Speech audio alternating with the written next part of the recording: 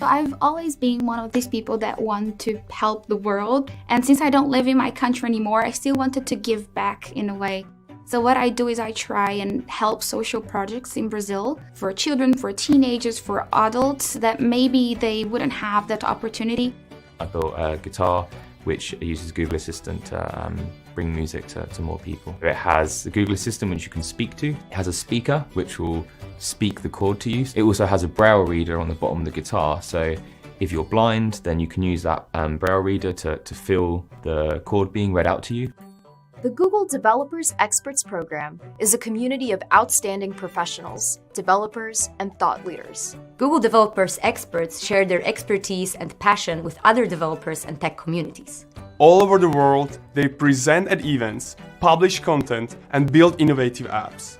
Members of the program receive acknowledgement by Google, access to Google Teams, and invitation to events. I was delighted to participate in the world's largest hackathon as a judge and mentor, and I have been able to deliver more than 30 training courses and workshops in less than 1 year. Some cool opportunities have been things such as having access to new feature roadmaps, being able to be involved in early access programs and just give feedback to the developers making those things. As an expert, you will also join a global network of amazing professionals. GDE program has so many wonderful people, so many talented engineers, but more than that, they have people that part of their day-to-day values and their mindset is not just to acquire this knowledge, but also to share it.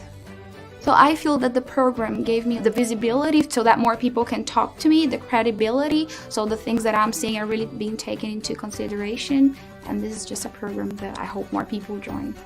To learn more about the Experts Program, visit our website at the link below.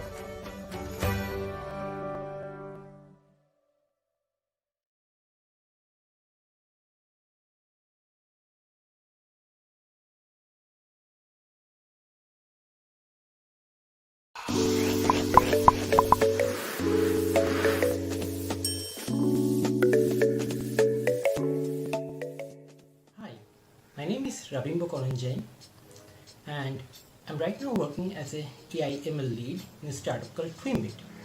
I'm also a Google developer expert in web technologies and a Mozilla Tech speaker.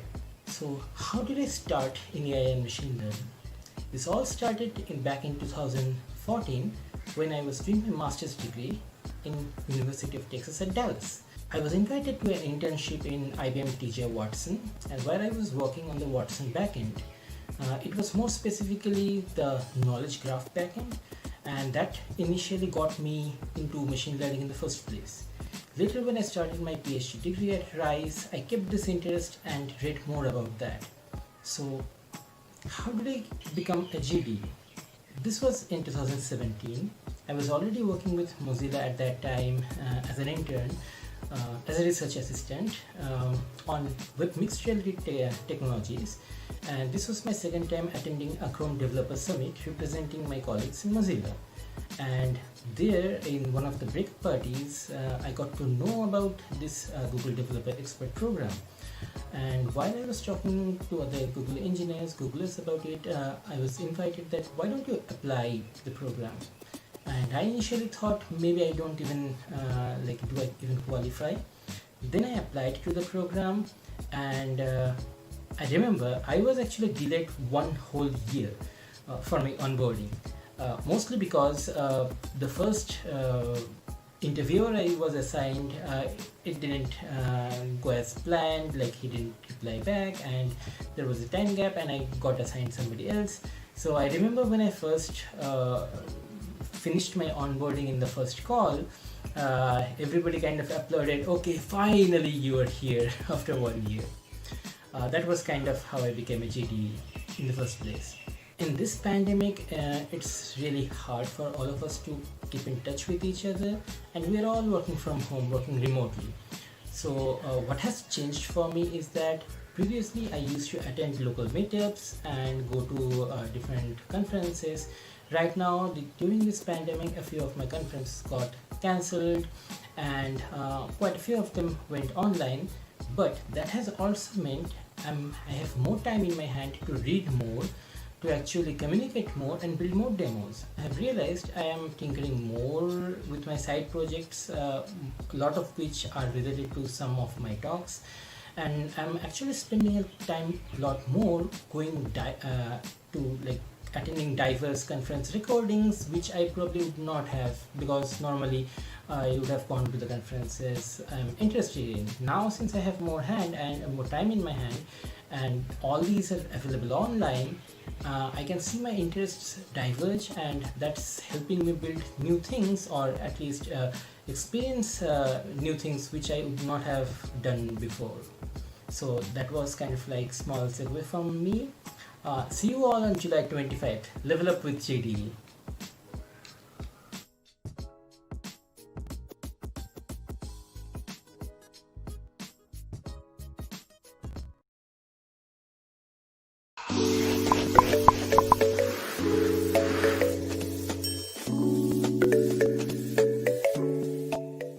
So the question is, how was your journey like to become a GDE or a Google Developer Expert? I get this question a lot actually, and the answer is I didn't know that there was a GDE program until I became a GDE. So I was already using Google Cloud since 2008, so that's about 12 years now. But back in 2016, I had this friend. Her name is Shell Gray. We all know her as Mommy Shell. And one day she told me, "Hey Albert, I'd like to nominate you to this GDE program. Are you interested?" And I was like, "What's that? Right? What's a GDE?" She was like, "A Google Developer Expert." And to me, that term sounded so Google Developer Expert. It's like, wow, that sounds so big. So I had to ask what were the qualifications and all. And she said to me, "Actually, what you're already doing." And I was thinking, what am I doing? And so I've already been doing talks about Google and Google Cloud and Google products, and actually a lot of other technologies as well, not just Google. And also talking about doing trainings, also just doing a lot of activities and workshops, and trying to help people, trying to help developers, trying to help students become better with technology to improve their skills. When I started on my journey in 2008, that was still Google Cloud, Google App Engine it was called back then. I was working on it and I found it to be very, very cool technology. It helped me scale things automatically, helped scale our projects, our websites, our web applications. But then very few people knew about it. Like, I was having a very difficult time looking for people to be part of my team to work on App Engine. So I started training people. I started doing free workshops. So people would join, students would join, and then they would, be trained in App Engine. And then I would pick which ones were kind of like really good students, really, hardworking, smart ones who were really interested. And I would like give them an offer to be part of my team. And so that's kind of like how I grew my team initially. And at the same time, that's also why I ended up doing a lot of trainings. Aside from the fact that I just really enjoyed giving talks and helping people and training them. So after doing that for about 4 years, like Google then started doing like community events in Cebu City where I'm from. And they were looking for people to speak on Google products. And I was there because I've already been doing it for quite some time. So over a period of about 8 years, from the time I started working on Google App Engine, which was now called Google Cloud, up to now, I've just been giving a lot of talks and influencing people, helping them, influencing people. It sounds like an influencer, but in some ways, actually, this is what GDE is. GDE is you sort of influence people by helping them and to help them on their journey to become a better developer, specifically in this case in Google products. So yeah, that's how I sort of like got started. Then I went through a nomination process, and then I went through an evaluation process. I still remember the interview, and the interview was via a call, and the first person that interviewed me was another GDE from Singapore, and I remember looking at his credentials, and he wrote a book. I think he wrote 2 books. And so I was like completely overwhelmed, like oh my gosh, this guy wrote 2 books, and I didn't even write like much articles, right? And then he was like a doctor in computer science, like a PhD, and I was like, oh, it's like this kind of intimidating. So I really, I prepared, like I was not super anxious, but I was a little bit like nervous for the call. And so when it happened, I found it to be a very friendly call, and he asked me questions about the product. I think I remember he even tried to ask me a trick question, like, what do you think about this? And I was like, I'm not sure if it can actually do that. And I was wondering in my mind, like, oh my gosh, what am I missing? Maybe it's a feature that I don't know. But it turns out like there's really no feature like that. So that was interesting. That was funny. And then I then get interviewed by another person, this time a Googler from London. And I remember her name is Mandy, and she interviewed me, and the interview was actually quite short. It turns out she had watched a lot of my videos of me giving talks. And so we just talked about the videos and what I enjoyed doing. And she talked about us like trying to, engaging the audience by giving funny talks, and which is kind of like what I love doing. Trying to find creative ways on how to engage the audience while giving usually boring technical talks. So that was one of the things that I tried to do. And yeah, after that, after a few months, I then got the notification. I got the email that's congratulations, you're part of the GDE. And the first question that I asked was, now what? Like, what do I do? I got the GDE thing, what do I do? And they told me, like, just keep doing what you've already been doing. And I was like, what do you mean? Like, just GDE is not something you get in and then you do stuff. GDE is something that you get because you've been doing stuff already. And then I realized, so the journey to become a GDE starts way before. Like, it's not that you become a GDE and then you do stuff and then you are recognized as a GDE. So a GDE is basically a person who has helped a lot of other people and is continuing to help a lot of other people learn more about technology, specifically in Google products and in the topics of cloud and machine learning, which I am part of. And then there's other products like Android, Flutter, and there's a lot of other GDE sort of like categories that you can be part of. But the key is that you've been helping people, whether it via talks, giving workshops, blogs, recording videos, and anything that helps people, maybe even contributing to open source projects in a big or meaningful way. So over a long period of time, and that's what's really key. And so yeah, I hope that gives an answer to your question, and I hope that gives you insight onto the journey of becoming a GDE. So, practical steps.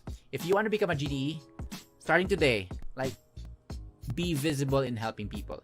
And I think one practical aspect would be create a spreadsheet and log all your activities. Like, I wrote an article and it was viewed by 100 people or read by 100 people. It's important to write down how many views, how many people you talked to, how many were people in your audience, because one of the key metrics of a GDE is impact. Like, you really are only a GDE if you have an impact, if you are having an audience. If not, then you're still a good developer, but that's not what a GDE is. So yeah, just wanted to share that with you guys, and I hope that's useful. See you on July 25. Level up with GDE.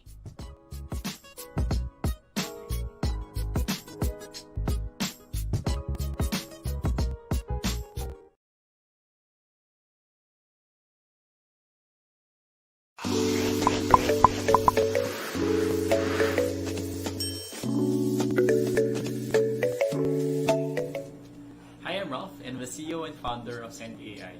I'm also one of the Google developer experts for machine learning. My journey in AI started way back in college. During my senior year, my thesis project aims to automate the creation of feedback for an online tutoring system using natural language processing.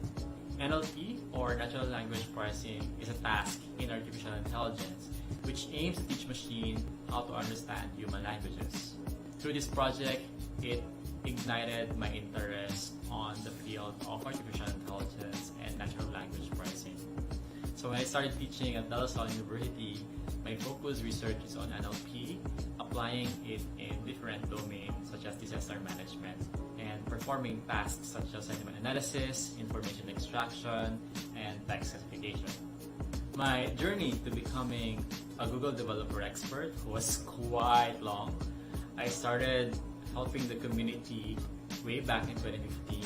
I served as a community manager for Google Developer Group Philippines, in which we host events across the country. And as a speaker, I was teaching mobile and web development. That's the sort of courses that I teach back in the academy. While I was already doing natural language processing research at that time, there was no opportunity yet to talk about it and share it in public. So I was so lucky to be part of the Google I/O organized in 2016, in which Google announced a new tool called TensorFlow, which is an open source machine learning framework.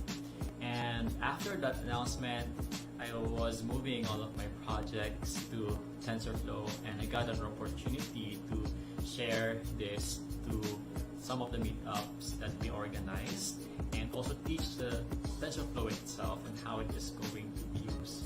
And one of the Google Developer Relations officer that time reached out to me and told me that I should apply as one of the Google Developer Expert.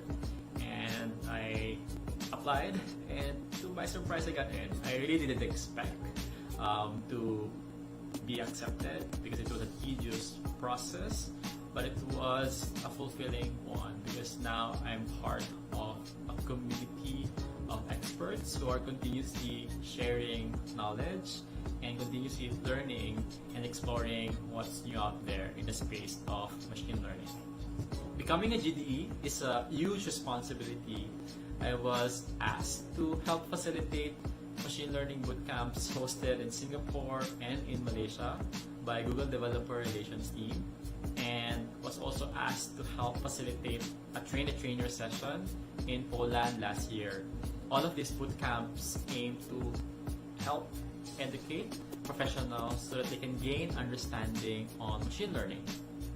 Besides this, I was also present in events hosted by Google Developer Group communities here in the region and also here in the Philippines, speaking at events such as I/O Extended, DevFest, and Study Jams.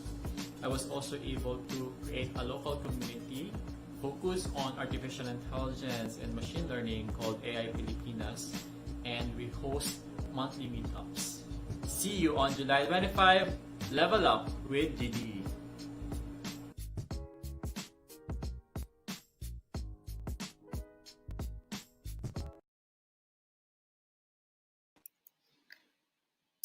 Hello, everyone. Welcome to Level Up with GDE. This is Trisha Espino, your host for today, and we'll witness experts in Google Developer Technologies in this event called Level Up with GDE. So thank you so much to everyone. First, I want to thank everyone for being here with us. I know it's a Saturday afternoon. It's a cozy Saturday afternoon.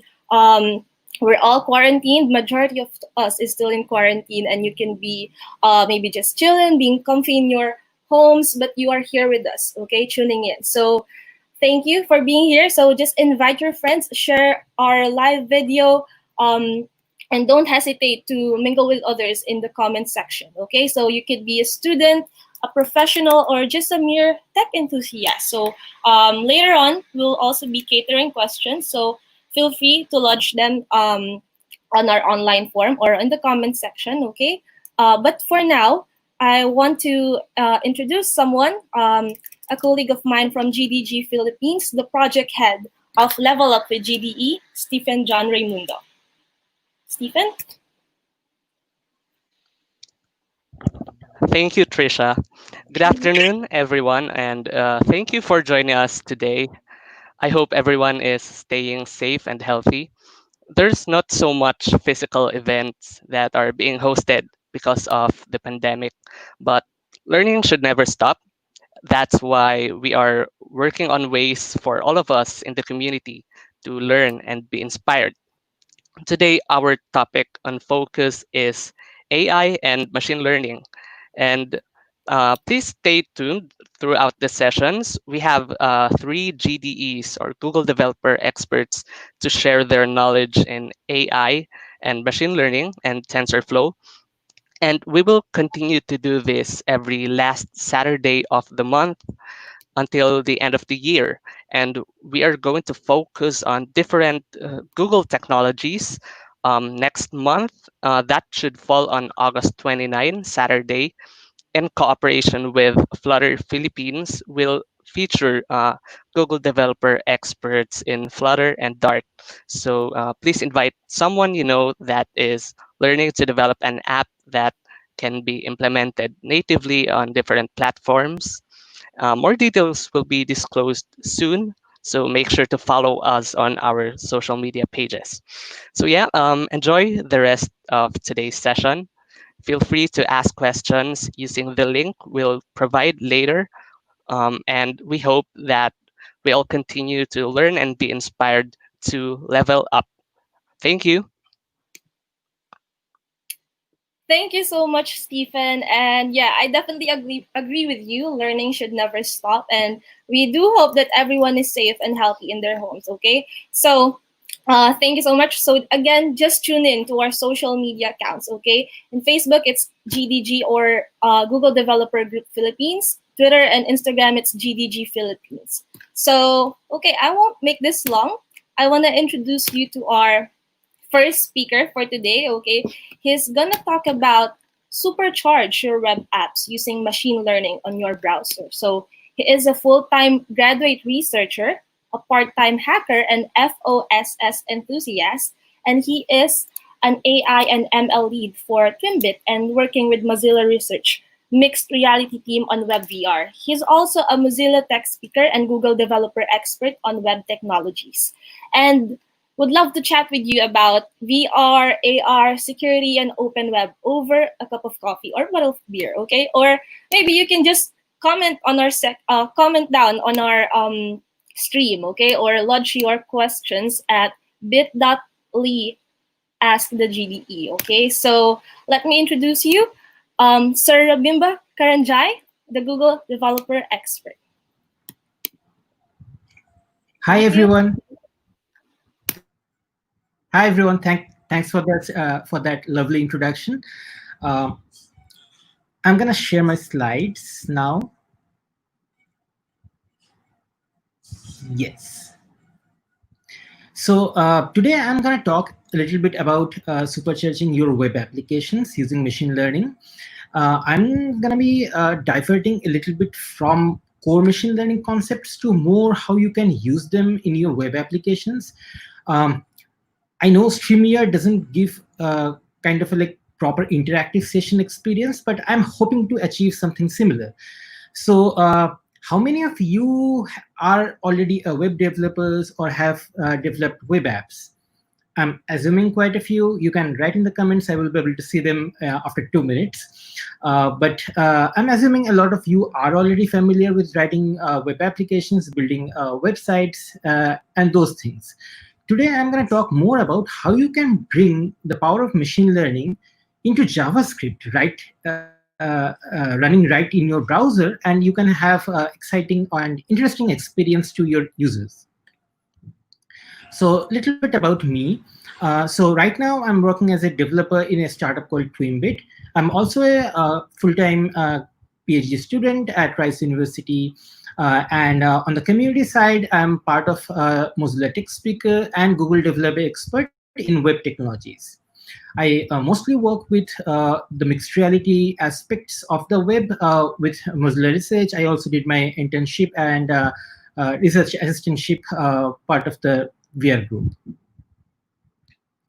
So starting first, what is machine learning?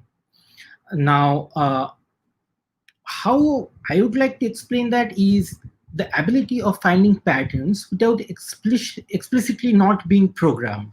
So when I have any applications, any web application or anything, if it can find patterns on a specific data set without it being specifically told, then I would assume that being one of the aspects of machine learning.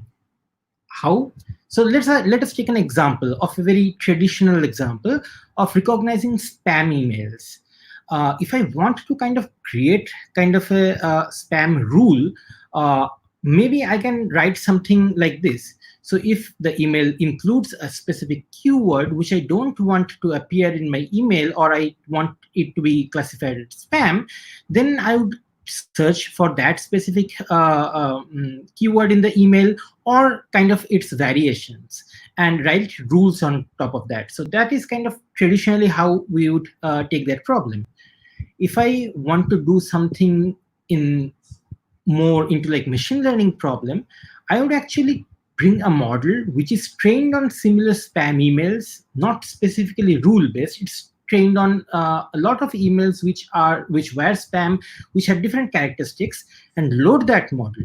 Once I have that model, I will try to actually compare the what the email I am getting with how the model is trained, and try to get a score that can I predict how much, what is the probability of this email being a spam email or not.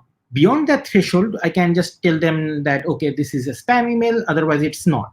So that is kind of a very basic difference. In traditional way, we would like to like build rules. In statistical way, we'd like to predict if it is correct or not. As you can already see, the prediction-based model gives you more flexibility to catch a bigger set of spam emails. It's much better, but it also gives you way more chance to bring like false positives. So how we will deal with that later. Now, in the heart of any machine learning problems, you have to have some kind of logic or algorithms, how you would actually define them.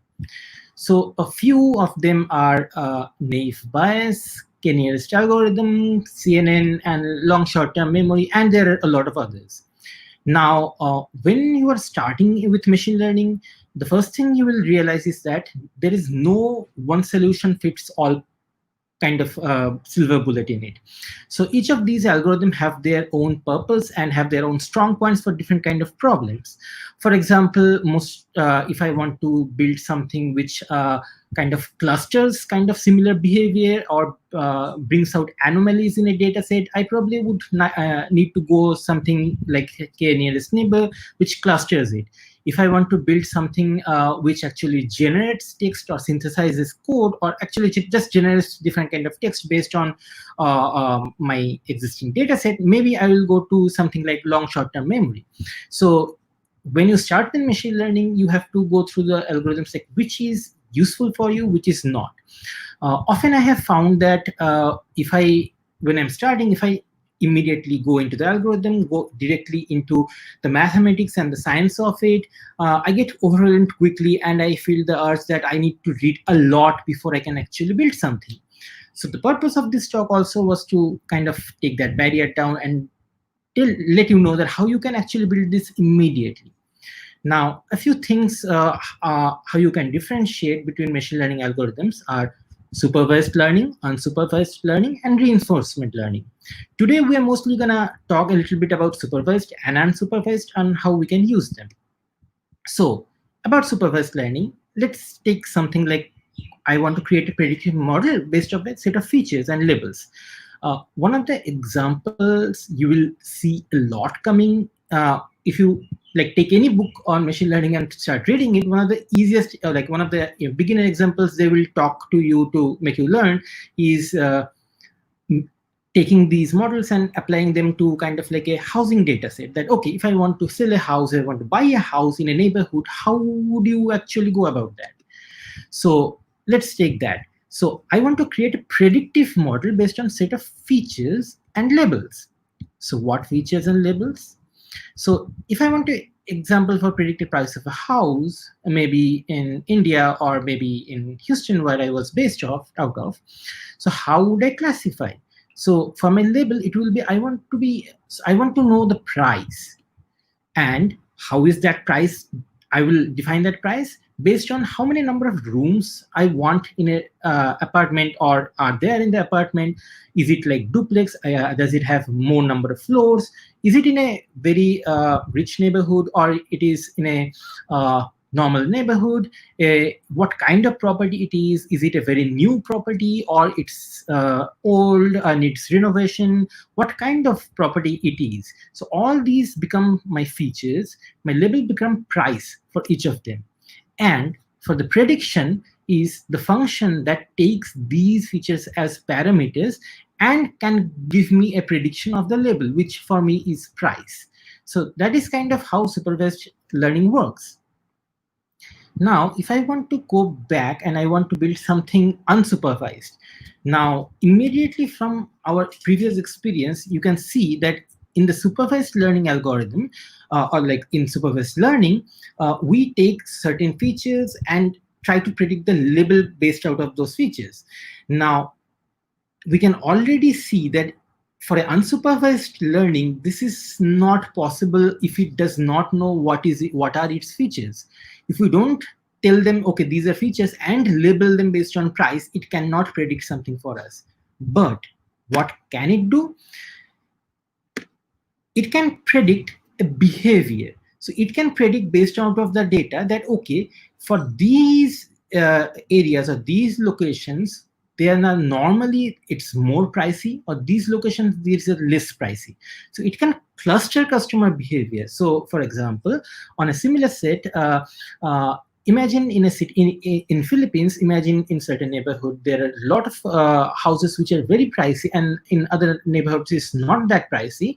And also, from the data set that most are like these areas, there are less number of people buying the houses. This number of area, there are more number of people buying the houses.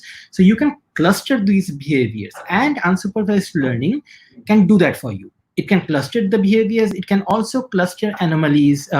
That, okay, this is normally it is supposed to be this bigger cluster set, but we have certain behaviors which are outliers. So those kind of things we can easily do with unsupervised learning. Now let me talk about a few applications, and I would specifically focus on applications which we can do in the web. So first, some of the mixed applications. So this is a demo. This experiment was made by Sarah Dresner, and this one specifically uses Azure Cloud Vision API, if I'm not mistaken. So what it does is that if you can upload any picture into it, it can try to generate an alternate text for you. So what it does in the backend is that it takes the picture, it goes to Azure's Cloud Vision, and the algorithm inside tries to match it with its trained data set that, okay, is this an animal? Which animal it is, and is it an object? So it does an object detection, and it tries to output you what kind of thing it is. Based out of that, it can generate alternate text which you can put in your web application, that okay, this is a picture of a cat, or this is a picture of a house, something like that. I have put the link in the presentation, and this presentation will be shared, so you can just try it later. So there is something else. So this is something made by Gant Lebrod. So this is something called NSFWJ, so not safe for work. One of the easier applications or applications I have actually used this is sometimes when you are in a conference or you are actually organizing a conference, sometimes you have certain events going on where you ask people to post with your hashtag or just upload pictures with a contest somewhere in a web application maybe. And you actually have a big screen somewhere or like a live web feed where you publish all the pictures anybody is sending and just show them in a live feed. So this is actually useful for those kind of scenarios where people upload all kind of stuff, and normally you generally tend to have somebody who kind of just eyeballs them, goes through them, and sees that if there is something objectionable or not, and takes them out, so that it doesn't immediately go out all of your audience in a conference. So this is kind of very useful there. You can train it on your certain data set where you can have that, okay, I don't want these kind of pictures to be shown, and it can work real time to blur them or even actually block them. So these are kind of real life examples what you can do right now in your browser. And this is another example made by Abhishek Singh, and this guy is awesome. You can you should follow him if you haven't. He also makes awesome demos with mixed reality. That's how I started following him anyway. So he made a demo kind of like futuristic interaction where you can stand in front of a laptop or any webcam and do kind of like sign language, and it tries to decipher what sign language you are doing and goes to Alexa to talk it back. So you actually do sign language and it can talk back to somebody, or it can just convert that to a voice and talk it through Alexa. So these are kind of like awesome examples what you can do right now in web technology with machine learning. So why in JavaScript? So it's, for me, mostly it is because it's very accessible and it is easier. It was very easy for me to learn. I didn't have to code in Python, and also I could rapidly prototype. As I am going to show you today in this demo, whenever we have a demo in turning JavaScript right now in your web page, you can just throw the URL and somebody else can just hop into it and experience that. For me, it is a huge boon if I can just bring out my ideas, just test on it directly in my browser and see that, okay, if this is working or not. Most of the times it might not be that applicable if I want to make it in browser, or if it is that performant even, but for rapid prototyping, it is awesome for me. Also, if you make it properly, we have a very big ecosystem. So everybody with a phone or a laptop with a browser is your audience. So you can make you can make applications or experiences which will be consumed by everybody. So those are kind of the plus points of making these in JavaScript. So what can you do right now? I'm going to talk a little bit about the things you should do and some of the things you really should not do in JavaScript. So what we can do is we can import an existing pre-trained model, retrain them on those models to actually feed our need. And you can also define and train run models entirely in your browser. These are the things you can do. But I would argue that do not try to train or run models entirely in your browser. It's not really perfect use case for us now, but importing, so that is kind of what you should not do, but you can do if you want to. But try to actually build applications. If you want to build production level applications, try to build something where you are importing existing pre-trained models, and you can have something like TensorFlow Lite and run it directly in browser or your phone and build experiences on top of that. So some of the tools you can use today is TensorFlow.js, ML5, Keras.js, and we also have Amazon Web Services or Google Cloud Compute, where you can directly run models using them. Now, TensorFlow.js is kind of like the de facto while you are trying to build these models because of the awesome documentation it has on also for TensorFlow Lite. But when I was picking up like trying to build these models, I found out that even with the awesome documentation it has and TensorFlow Lite and the plethora of demos I had, I still had some problems grasping a few concepts coming directly into machine learning from being from a front end. So I found out ML5.js is actually very friendly. It takes a lot of concepts of TensorFlow.js and abstracts it out. So you can build something very quickly, and for me, it was very easier to actually prototype something using ML5.js. So you might want to have a look at that. Also, but I would say that it's still kind of work in progress because some of the things which I have seen in documentation sometimes does not work exactly as intended. So I would say that if you want to like quickly prototype or rapidly deploy your app or just tinker with it, ML5.js is probably something you will immediately feel home with. And if you want to go more hardcore, Keras.js is always there. Almost all of them has very good support of Keras.js. Now I'm gonna try to demo something. This is kind of like my first try to demo it in StreamYard. So let's see if it works. Otherwise, I have recordings. So let me try to switch my tab.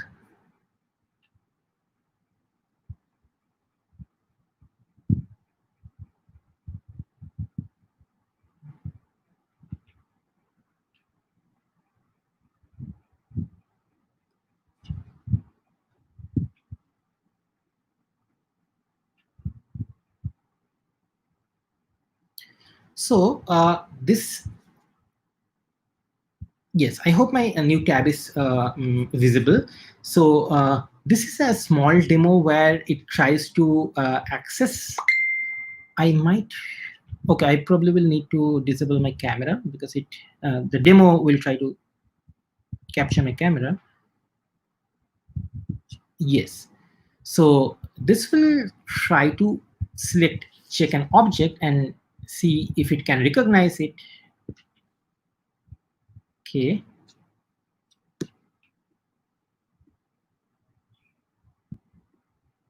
Okay, I'll throw out the link so you can actually play with it. It's in glitch, but meanwhile, I'll actually share the video recording exactly for this kind of scenarios. Yes. So this is using a pre-trained model. This is a demo where you can actually point to any object and you can see that if you can recycle that. So this is made by Charlie Gerard, and so this is kind of the demo.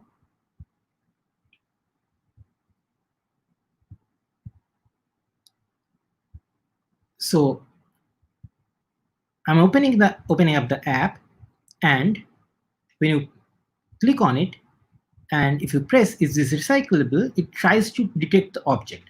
Now, if you have a good lighting condition, it should detect it immediately. So if I press it on it, it will check, is it a cell phone? So it is, but it doesn't know because cell phone has a lot of components. So it will just, to be safe side, tell it to put you in a red bin. And if I try to put it in my laptop, is it a laptop? If I say yes, so it will also try to tell you that put it in the red one.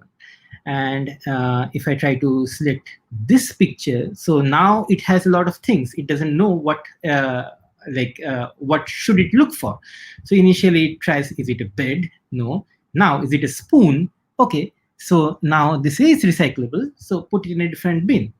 So this is how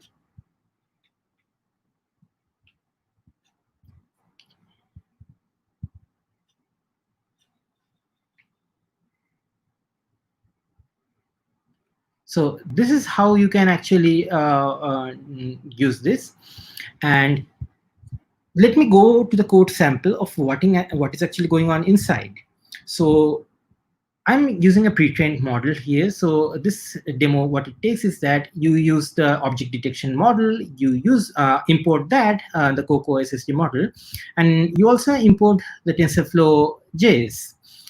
Once you are done with that, you load the model and you get the input from the camera. Once you get the input from the camera, you use something from TensorFlow's own library to actually check the pixels of the input and try to detect what object it is. Based on the detection of the object, you return the prediction, and you can just show the text that, okay, is this model or is this that? This is completely running in browser. It's not sending data to anywhere, and you can actually run it offline, and you can see the performance. It runs pretty well. So another thing if you want to try, this is not really I can demo in streaming, but you can try it in your own machine. This is also in Glitch, so you can look at the code. So if you open it, what it will show you is something like this.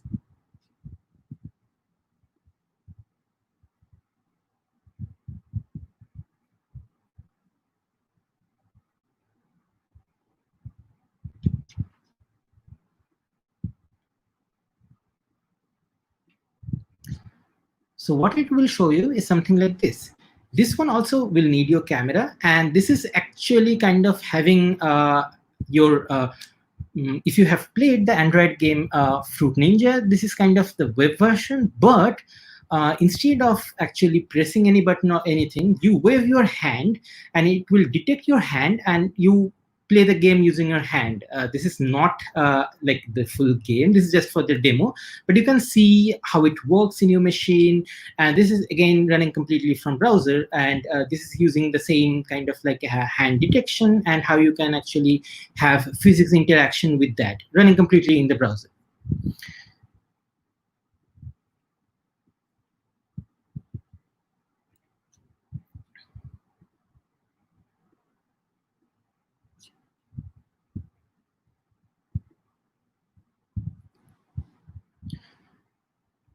So with that, I would like to actually go to the limits of what you can do and what you cannot do using these technologies. Now, any kind of, this is not related to only machine learning in JavaScript. This is basically machine learning in general. You need a large amount of data to actually train your model. That is kind of the reason most of the demos I showed you, these actually take pre-trained models which are already trained on large amount of data. But now we can use those pre-trained models and use our like real-world inputs to actually guess the predictions. So that is one of the limits. The other limit is it can take a lot of time to train your own model, and it also takes a very powerful machine generally to actually train it for a reasonable time. So I would really argue against doing that in your own machine.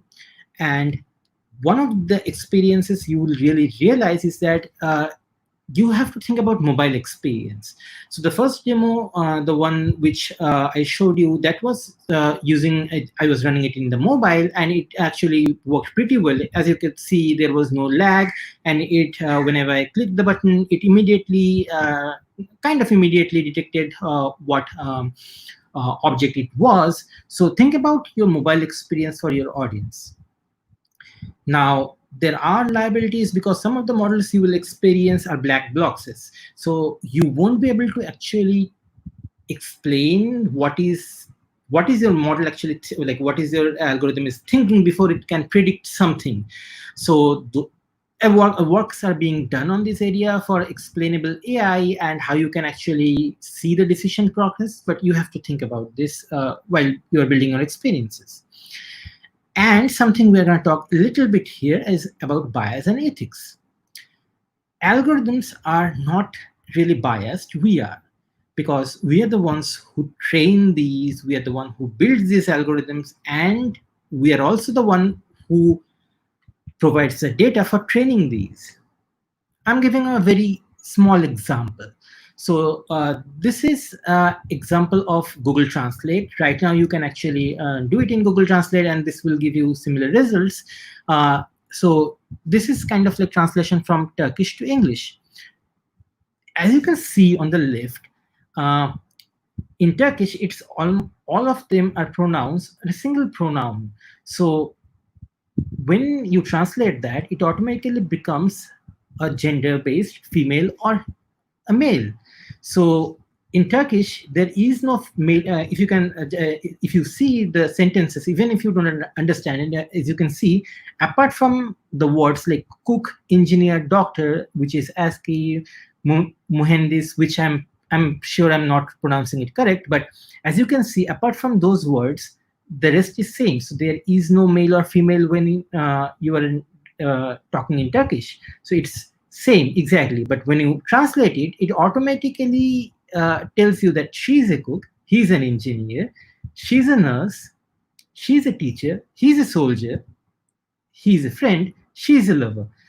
This translation is a perfect example of bias or ethics in AI models. The machine did not do it. We provided it a sample where when it learned to translate, where most of the people or most of the references to cooking was by someone who was female. When there was a reference to most of the engineers, most of them were males. That is how the machine learned that if there is a female, if there is something cooking, then there's a high chance it's being a female. So let's translate, so she is a cook or he's an engineer. The machine did not make these decisions, we did. So we have to be really careful while building those models or training them or actually even using them. So some of the tips I would like to add is you should really avoid training your models in your browser if possible. And don't forget to retrain your model regularly on new data which you might get, and also the feedbacks from your user. And for example, if you're trying to build something, start small. Also, the quality of training data, I would argue that actually go for existing data sources, which Google, Amazon, and a lot of research organizations actually publish. Check the quality of training data, use that. As you probably know, some days ago, there was a huge uproar, and a very well-known organization actually pulled one of their very popular datasets based on out of outcries of bias in that dataset. So really check the quality of your training data.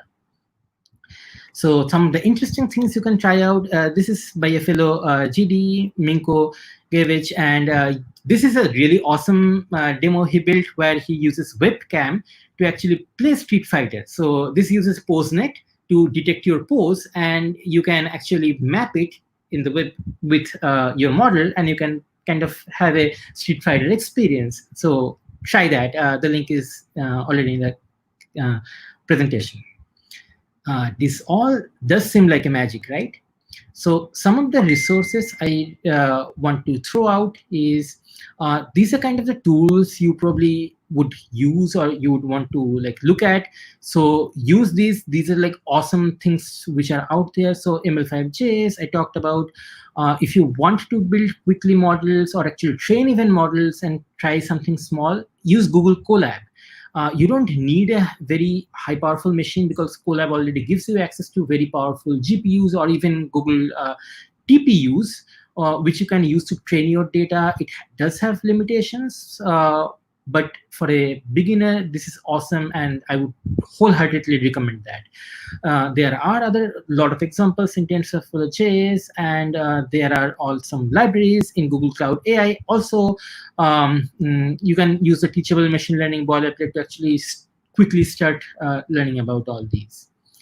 Some of the useful links I would like to throw out is books on algorithms and machine learning slide decks. The Creative AI website has a lot of very good, awesome examples like the ones I showed today. The machine learning course in Udacity is a very good course to actually begin. But also you can have the Google Machine Learning Crash Course, which is free, and you can actually just dive into it. So few of the data sets are MNIST dataset is very good for actually building anything which you want to deal with. Letters or numbers, it's very good for detecting that. There are other data sets like the continuous object data set, the pre-trained models, most of which was used in the demos, and the quick draw doodle data set. So with that, I'd like to thank you for attending my session, and I think I have like 6 minutes, so I will be up for any questions you might have. Thank you. Thank you so much, Sir Rabimba. Those were very interesting and interactive projects that you shared. And thanks for sharing the tools or useful links as well to our audience. So, yep, we have questions here. The audience lodged some questions. So let me choose one. Okay, so says here, I am a front-end developer and I want to know what steps I need to take in order for me to properly implement machine learning into my projects. Can you provide us with the roadmap in order for us to really understand and use machine learning based on your experience as a developer? Yes. So I would actually tell my experience. So I was never really a machine learning. I was a machine learning enthusiast, but I never used machine learning before actually starting to tinker with all these. And how I learned was that I went to, I initially started going to Google Colabs, so to learn actually how to actually implement them. I went to, I looked at some of the TensorFlow.js examples, but what really helped me was actually the machine learning course in Google. So that will get the concepts to you very quickly. Once you have the concept, I would actually ask you to go and look at the ML5JS library, some of their demos, try to rebuild them. And also, I would like you to really go to the TensorFlow.js website for their demos, try to build them.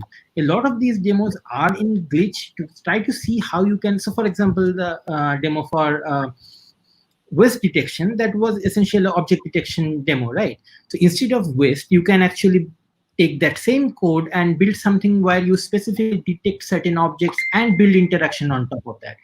For example, you can just make it, you can train it based on that, okay, if it is pointed towards this medicine or this specific thing, show that specific logo or something on top of that. So you can build those things on top of these codes, you can remix them. So I would actually ask you to actually go through them, and that is kind of what worked for me. There. Thank you so much, Sir Bimba, for sharing that. Thanks for sharing best practices as well when it comes to learning about JavaScript. So let me pick one more question. So it says here, if we design a web app that uses machine learning, can it be run offline as a PWA or as a progressive web application? So yes, it can run. I yet to have so let me explain it this way. So yes, it can. So if when you talk about progressive web app, there are certain aspects. So yes, it can run. It will be installable. Will it be offline available? Yes, but will it be will I be able to use server service workers to cache it or actually have offline experience? I have not tried it. So I will actually need to get back to you. Actually, just try to change this demo completely to PAWA, and yeah.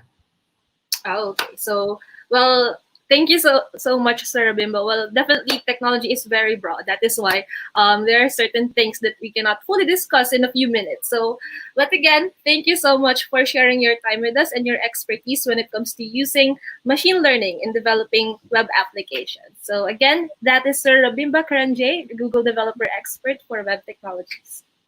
Thank you. Thank you.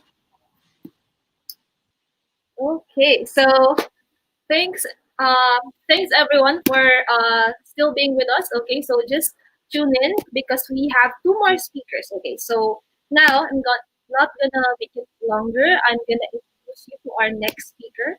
Okay, so our next speaker, he is a developer and entrepreneur who's worked on consumer, enterprise, and government software products. He's the co-founder and CTO of Simp, a design, development, and startup studio.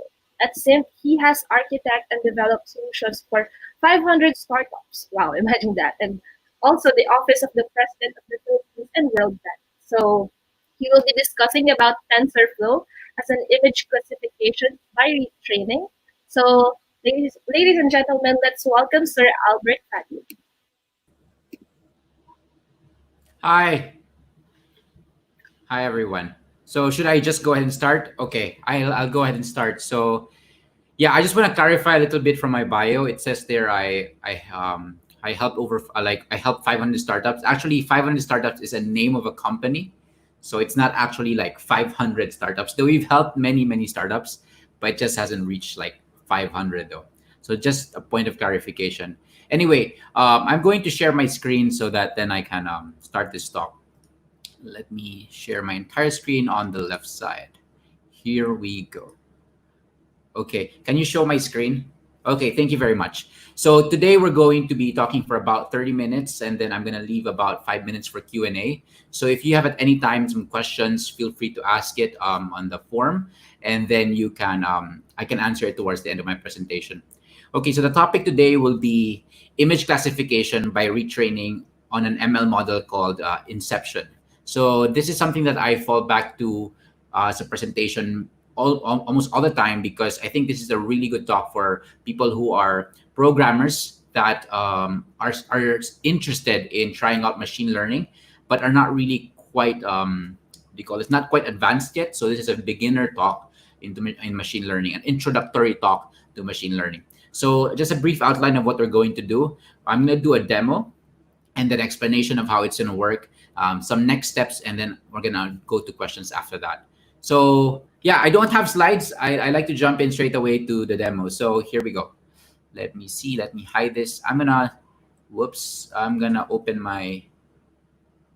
I shouldn't do that. Okay, let me minimize this. Minimize that and that. Okay, so in my desktop I have this something called Noodles AI.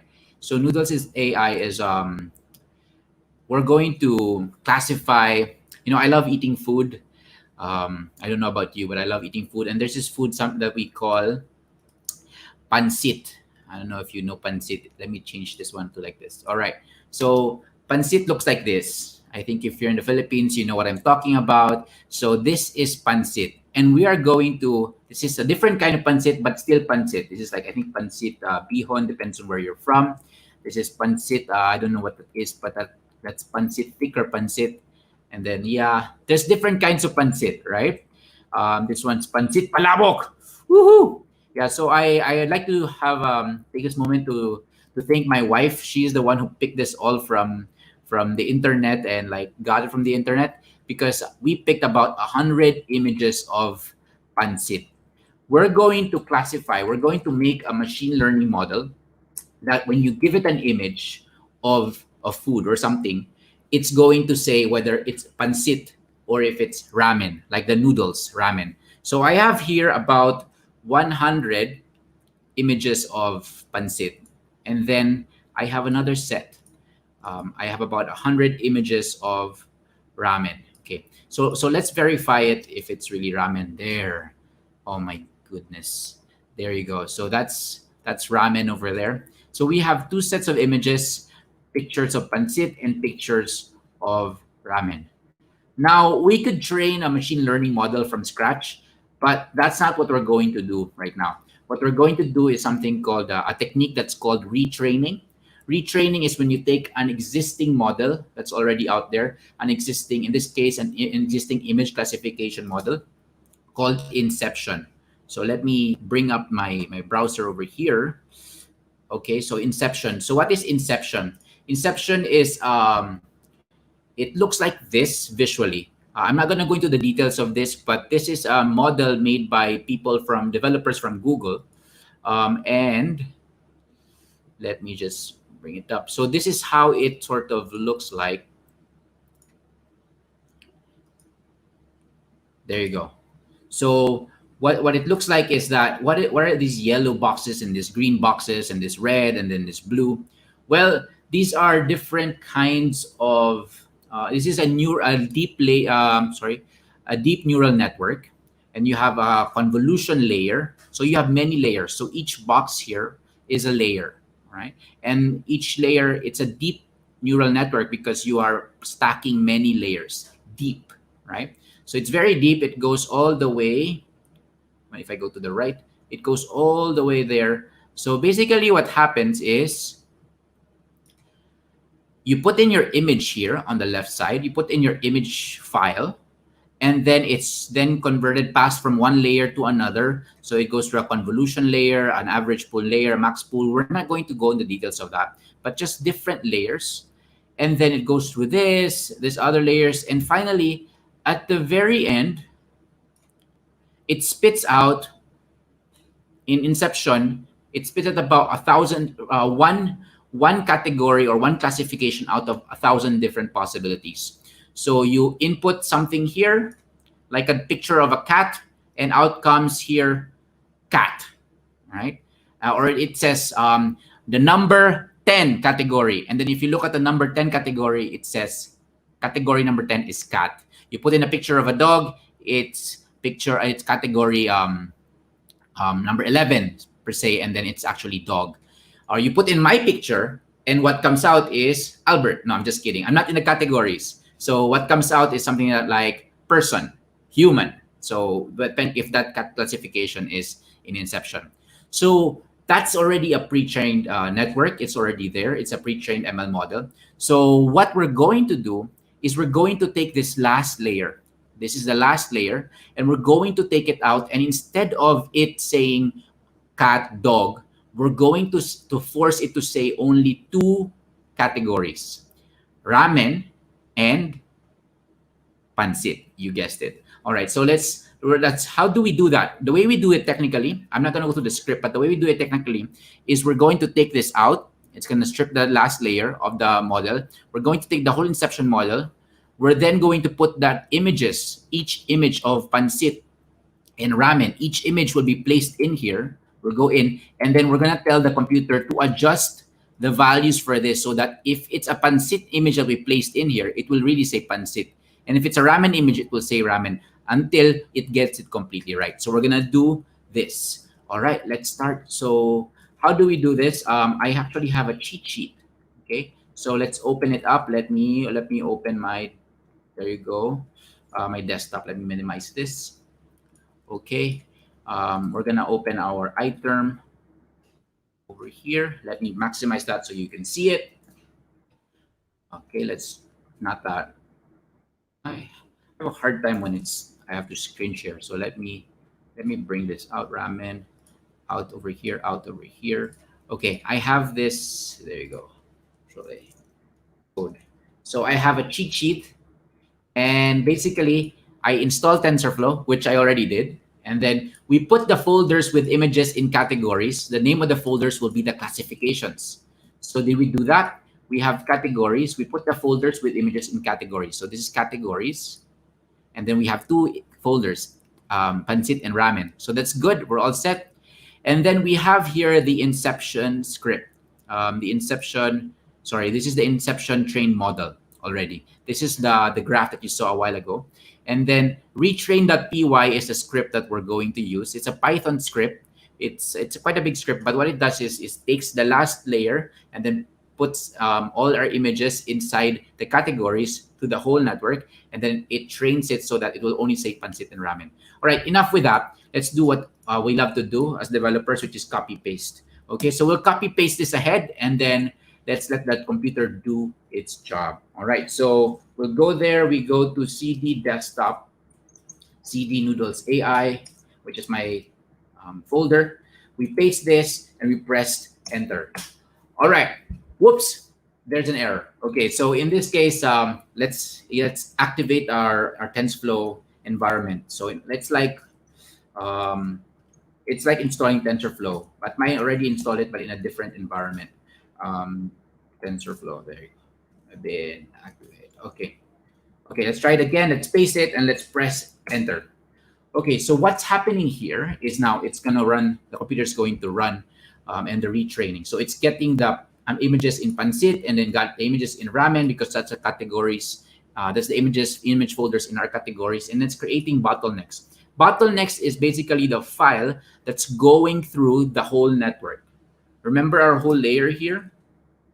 It's creating a bottleneck. It's just a term that when you put the image, one image here, all the way until the very end, until just up to this point, the pink one, not yet the red one, that's a bottleneck. Okay, so basically it's just putting it through that. All right, so you have this, each image is going there. So that's 100 images each category. So that's about 200 images in total, 200 bottlenecks.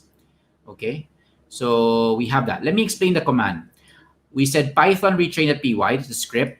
And then we put the bottlenecks in the bottleneck directory. That's just an argument that we have to pass. We say we want 500 training steps. And then we're going to use the inception model. The model directory is inside inception, which is the name that we have here, inception. And then we have here summaries directory. We're going to put it in here, training summaries, which it creates if it doesn't exist. And then the output graph, this will be our retrain model, the final model, the one that says pancit and ramen. And then it says retrain.graph.pb, and then the labels, there's only 2 labels, which is ramen and pancit. If we take a look at it, where is the retrain labels? It's not yet created. And then image directory categories, in this case, it's this. All right, let's check it out. What's the progress? It's still creating bottlenecks what do you call this? It's still processing, basically. Now, the thing with machine learning is if you're going to be a machine learning developer, a lot of your time is going to be spent doing 2 things. One is data cleanup and acquisition of data and data cleanup. So acquiring the data, so pancit and ramen pictures, you have to acquire that, right? If you are going to categorize, I don't know, types of Philippine IDs, like a passport with a driver's license, then you have to spend time acquiring all of those and labeling all of those. That's a lot of your time spent. And then the second time is when you've already done it, is then you spend time training. Well, you don't technically spend the time training, you yourself, but the computer takes time. So now training is actually the new compiling, right? In machine learning, it's training. You know, like your boss will go up to you and say, "Hey, Albert, what are you doing? You're doing nothing." It's training. It's training. I'm a machine learning developer. I'm just waiting for the computer to finish training. And the boss will be like, what am I paying this guy for? I wonder. All right, so we're now at step 470. We're now close to step 500, which is our number of training steps. And this is very quick because we're just retraining that last layer. Remember, we're just retraining this last part, the red part. This is just one layer of retraining on 100 images each category, 2 categories, so 200 images roughly. So it's fairly quick. That was already quick. So imagine if you're training on thousands of images and then the whole the whole network, that would take a lot more time. In fact, I think Inception was trained it took several weeks using supercomputers, or like lots and lots of computers. And so it was quite expensive to train in terms of time and cost. So, okay, so we have very high accuracy. That's great. That we'll see if our model is actually performing correctly. So what do we do? Well, we look for images of pancit and ramen. So let's do that. Let's go to Google and let's search pancit. And usually when I'm doing this on stage, I usually let people like scream, stop. Like I'll find for something, stop. So what I'm gonna do, but since you're not there to tell me, I'm just gonna close my eyes and I'm just gonna randomly scroll, closing my eyes. I'm just gonna stop right now. Really, pancit canton package? No, that's a related search. That doesn't count. Okay, let's click on this one beside it right here. There you go. And let's take a screenshot of that. I'm gonna take a screenshot of that, just a little bit there, that snippet over there. Okay, we got that over there in our screen. Okay, that's a pancit. Let's minimize this and let's use to classify our image. We use a script called label image.py. So let me make it smaller. Label. Let me see. Command is label Python label image.py, and then we're gonna pass it the image, which is in my downloads. All right, in my downloads, which is just added right now. So nope, it's in my desktop. Sorry, my desktop. That's where my screenshots go. Okay, there you go. That's our picture of pancit. Let's see what it thinks. In 3, 2, 1. Computer retrain model. What is this picture? It is a picture of pancit. Yay! Round of applause for the computer. Awesome. Now, it got pancit 99% confidence. So this is actually when a computer makes a guess of what something is, or when it classifies something, it doesn't say just one statement where it says pancit. It doesn't say that. It actually says all its categories, but then it says it attributes a percentage of confidence on what it is, or like its score of what it is. So it all totals 100. So in this case, it said 99.451% pansit and 0.00549% ramen. So in this case, the computer is basically saying it's pansit. So it's pretty sure it's pansit. So that's great, saying pansit. But what if the computer always says pansit? So we have to try showing it a ramen picture to validate. Okay, let's do that. Let me open again my Google search over here. La la la. Pansit, let's change it to ramen. And then I'm gonna close my eyes again. I'm gonna close my eyes and then just go around. And then I'm just scrolling and moving my mouse. And I stop. Where's my mouse? Oh, there it is. Okay, there you go. This one. All right. Okay. We're gonna take just a little part of it, just this one. Sorry, let me. Okay, there you go. Okay, that part. Okay, let's see if it can guess what it is. If we've trained it well enough. Python label image py, and then let's pass it that picture. Another screenshot of this one. Okay, there you go. Let's drag it over there and enter. Dun dun dun dun. Is it pansit or is it ramen? Oh, it got it. It said ramen, but this time it's only 78% sure, but it's 21% for pansit. So still it got it right. It got it right for ramen. Okay, so we now have a classifier for pansit and ramen. What if we give it a picture of me, for example? Let's find a picture of me. Let's open my Facebook. Okay, this is, I hope nothing pops up in my Facebook that's weird. Okay, that's my picture. That's my profile. Okay, that was interesting. All right, that's a picture of my team at Symph. But let's open my profile picture. Let's take a screenshot of that. All right. Okay, that's a big picture of me. All right, let's screenshot that part. Okay, Albert, what are you? Are you pansit or are you ramen? Or will it say Albert? Let's see. So we do Python label image.py, and then let's get a screenshot of me. That's me right there. Okay. Usually I pick somebody from the GDG team, but I didn't ask for permission, so I'll just use myself. Maybe somebody will get mad. All right, so we have there Python label image py. Albert, are you pansit or are you ramen? And it guessed ramen, but only 59% and 40% pansit. So I'm kind of like in between. The computers are confused. You kind of are like a ramen, but you're also kind of like a pansit. Okay, but really I'm not either of those, and that's the reason why like the computer is having difficulty classifying me, because I don't really fall into the pansit category. Neither do I fall into the ramen category. So I would say that the computer sort of got it right. And so the question, but Albert, why didn't it say Albert? Why did it say person? Well, the computer can only classify what based on the data or the classifications or the categories that we give it. And in this case, sorry, let me, nope. Desktop, Noodles AI.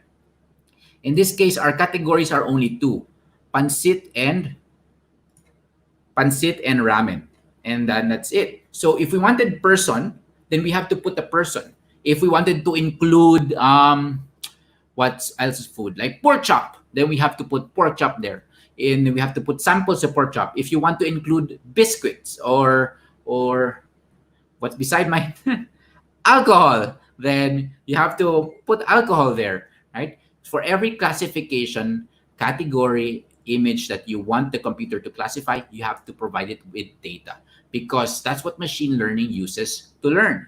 Lots of data. So it's important that you have not just two categories, but you have diversity of data, which is really important depending on your use case. Okay, so let me, I think I've spent 20 minutes, so I just have about 10 minutes. So let's go to a little bit of what's next in the outline. Okay, so a little bit of explanation. What happened there, Albert, and what can I use this for? All right. Well, literally, when this started, I downloaded I think somewhere around 2016. That's when I started dabbling in machine learning. And the first tutorial that I actually did was exactly something like this: retraining inception, and doing classification. But I used something called, so if you search CodeLab Inception, no, in CodeLab TensorFlow for Poets. That's exactly the tutorial that I tried. TensorFlow for Poets, like the people who make poems. Yeah, that's poems or poems. Yeah, this one. By the way, this CodeLab is deprecated. There's a new one. This is a really old one. But the point is, this is what I followed. Okay, and it used the categories there were not pancit and ramen. The categories were daisy, sunflowers, dandelion, roses, and tulips. But to be honest, I got really bored retraining with flowers. In the audience, like, oh, let's retrain with flowers. People don't really care so much. So that's why I ended up with pancit and ramen, because that got the most attention from people. Like, food, show us food. Yeah. So, but the point that I wanted to make here is that the tutorial talks about using it with flowers. And then what I did was I just replaced the image. Instead of having flowers here, I just replaced it with pancit and ramen. And the category, the rest of the script remained the same. Just the input data was changed. So actually, if you want to build your own classifier, you can use this technique. You can just go to this tutorial, TensorFlow for Poets, or the newer one, which they link in here, and use your own categories. So as long as you have the images for your categories for training data, you can build your own by retraining this model fairly easily. And that's what we've also done in some of our projects as well, where we use it to categorize roads. We use it to categorize. We even use it to categorize people's faces. Like, is this person good looking or not good looking? I will actually confess, like, we did something like that before. Like, was it hot or not? So we got a lot of pictures of people who were hot, and a lot of pictures of people who were not so hot, or I would say like were physically, like, they had weird pictures or ugly is what you call. I feel weird about saying this stuff. But anyways, this was a long time ago. And what actually happened was it actually failed to categorize properly. And instead, we got a classifier that was classifying pictures. We ended up with a classifier that categorized pictures that were, I know what basically happens. We then took pictures of ourselves and asked the computer if we were hot or not. And we almost always ended up in the not category. We were not hot. Yeah. But then one thing happened when we submitted photos of ourselves, but photos that were taken like with a DSLR or like within a photo shoot scene, like it went, like we became hot. And then we realized we didn't actually train the machine learning model into recognizing whether people were beautiful or not. What the computer ended up classifying was whether a picture was professionally taken, like photo shoot level, or was it just like a selfie style? Because really, when you browse like hot pictures or like good looking people or like beautiful pictures, it's usually like photo studio, very model, very like Photoshop level, right? Like it's really like like very nice photography. And when you search for ugly, you don't really have somebody like taking an ugly photo of themselves in a photo shoot. It's usually like in a selfie taken by friends when they're drunk or something like that. So we ended up with a classifier that could detect if a photo was professionally taken or if it was not professionally taken, if it was just amateur. So yeah, we learned from that sometimes when you put in data, you don't actually get what you intend sometimes, but the computer is what deciphers the differences between the two classifications. And so you might actually get surprising results. Okay, so I still have 10 minutes. So now I'm going to transition to next steps, which I mentioned. Yeah, go to TensorFlow for Poets. You can start off here. Actually, it's improved so much since 4 years ago. And then I think I'm now ready for questions, actually. I'm open to it. I have more time for questions.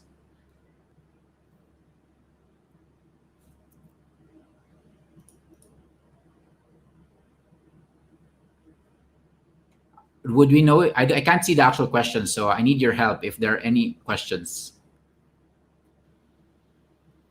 Okay, thank you, Sir Albert. So, yep, we actually have questions. We have a form, and I see questions already lodged here. So, Cool. Someone asked, what kind of projects do you do with the Office of the President if you're allowed to talk about them? Does it use AI and ML? How does the government use these? So yes, we did a project that involved machine learning and AI. This project was something that where it helps us class. So when you do road inspections, usually like you send an inspection team to like do a road inspection, and they take pictures of roads. And one of the projects that we did was this team ended up with like hundreds of thousands of images, and it was getting tiring to classify whether a picture of a road was concrete road, if it was a gravel road, if it was a dirt road, or if it was an asphalt road. And so one of the projects that we got was we created an automatic classifier of whether a road, because when you get a picture actually contains like the where it is in GPS, right? So we used the pictures, and then we classified whether a picture was concrete, gravel, dirt, or asphalt. And then what we did was we got the GPS of the image, and then we then plotted it in the map, and then we put in the point in the map of the Philippines like concrete, if that was a concrete image. If it was a dirt, we put like a legend for dirt. And so eventually what happened was you get the map of the Philippines, and then you zoom into a certain location, and then you have like an outline of concrete, gravel, asphalt, dirt. So you can like see the quality of the road based on the images, and that actually helps the different departments of the government that are using what do you call this, are building the roads, to help plan out whether the roads were actually built, what were the quality of the roads, and what are the state of the roads over time and then now. Yeah, so that's one. We also built something called the Freedom of Information.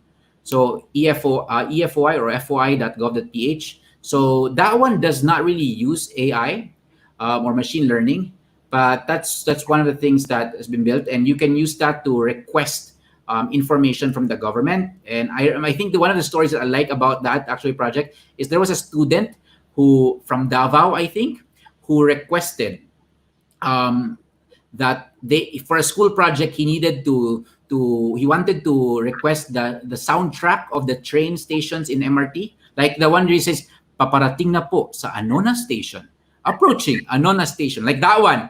Like he wanted the soundtrack for that, so he requested it, and I was like, that's a really weird request. Like I wonder if that will like get in. So, but it got passed from agency to agency until it eventually ended up in the MRT station. The request in the MRT station, like I still remember, like they talked about like they were gonna give it to him on CD, and he was like, I'm actually in Davao, like I can't go to your office to pick it up in CD.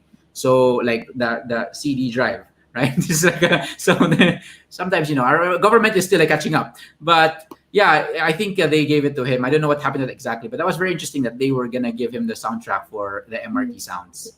So yeah, other questions? Yeah, interesting. Thanks, Sir Albert. So someone also asked, what is the minimum quality of the images to be used for training, and how many images are needed to have a successful training? By successful, what is the probability that it will be able to correctly identify an image captured from camera?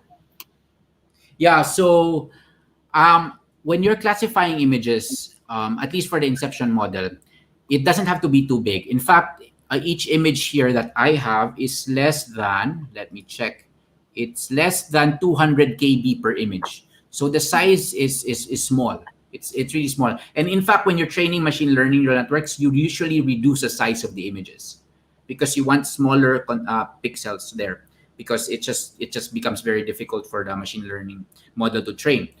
So its low quality is okay as long as you as a human being can still see and can actually determine it's still like a pancit in a ramen. Then the computer will also be able to tell. So I think that would be a good gauge. Like as long as you're able as a person to distinguish it, and it's obvious to you and it's good enough, then the machine will also be able to work with it. You don't have to have very big sizes. Second, in terms of quantity, I trained here with 100 on 100, but this is retraining inception. And this is only on 2 categories. So if you increase categories, I would probably like add another like 500. So actually the rule of thumb here is that for every feature or for every category is that you add like another 0. So if you start with 100 and then you find another category, you can have 1,000. But usually I would start with at least 100 if you're just retraining inception. If you're starting from scratch, that's a different story. That's where you would like have much like a larger number of images. Okay.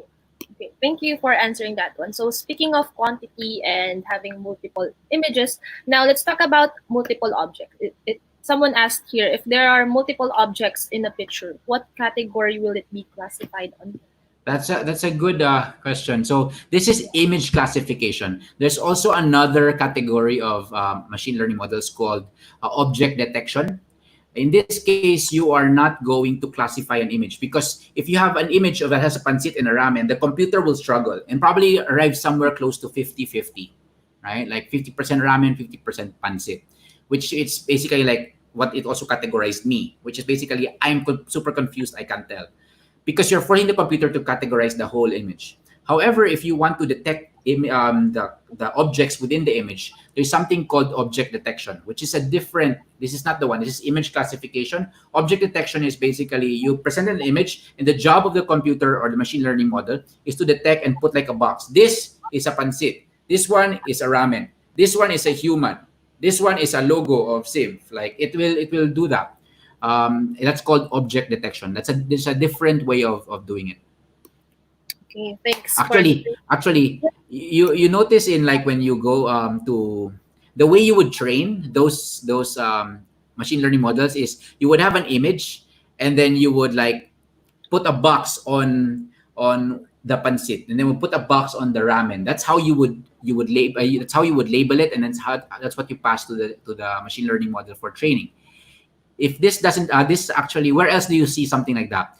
Notice every time you do like a reCAPTCHA or like prove that you're a human, like prove you're not a robot, right? You've seen that, where you then select all the boxes that contain stoplights. Have you noticed that before?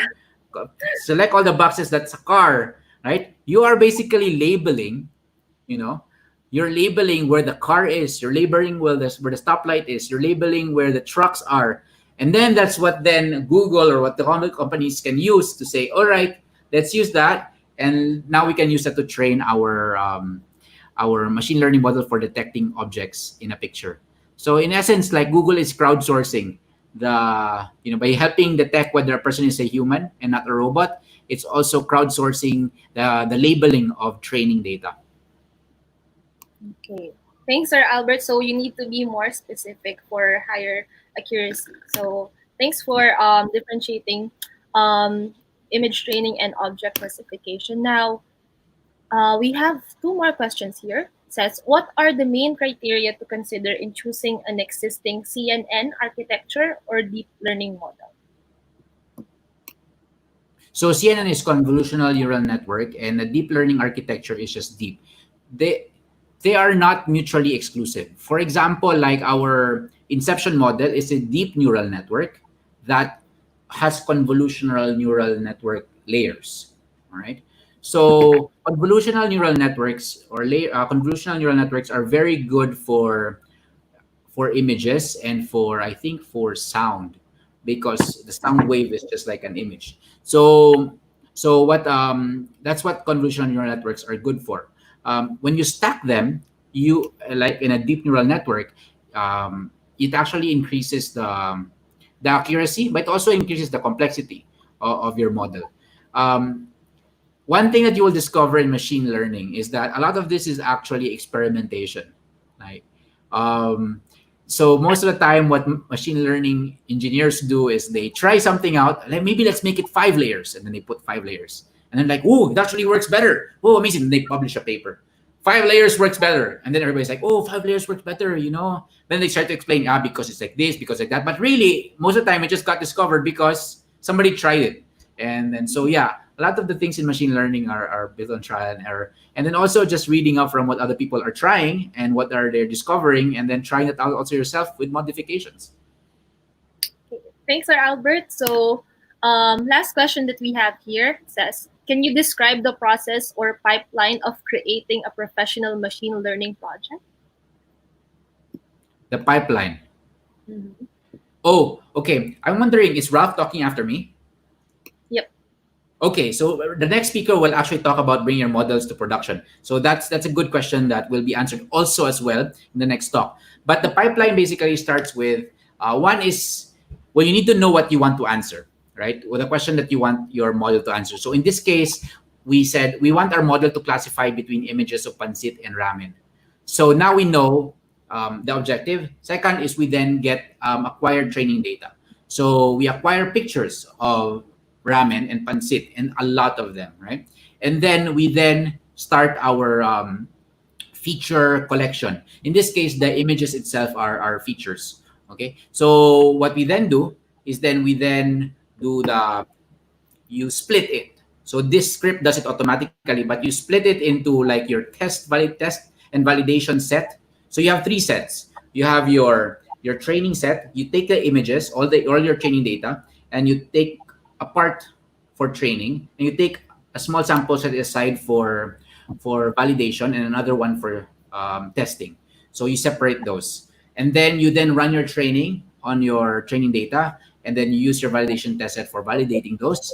And then when you're happy with your model, once it's already like good after you do your hyperparameter tuning, or in other words, you train it with different variables each time. And then you take that model, and then that's what you usually deploy to production.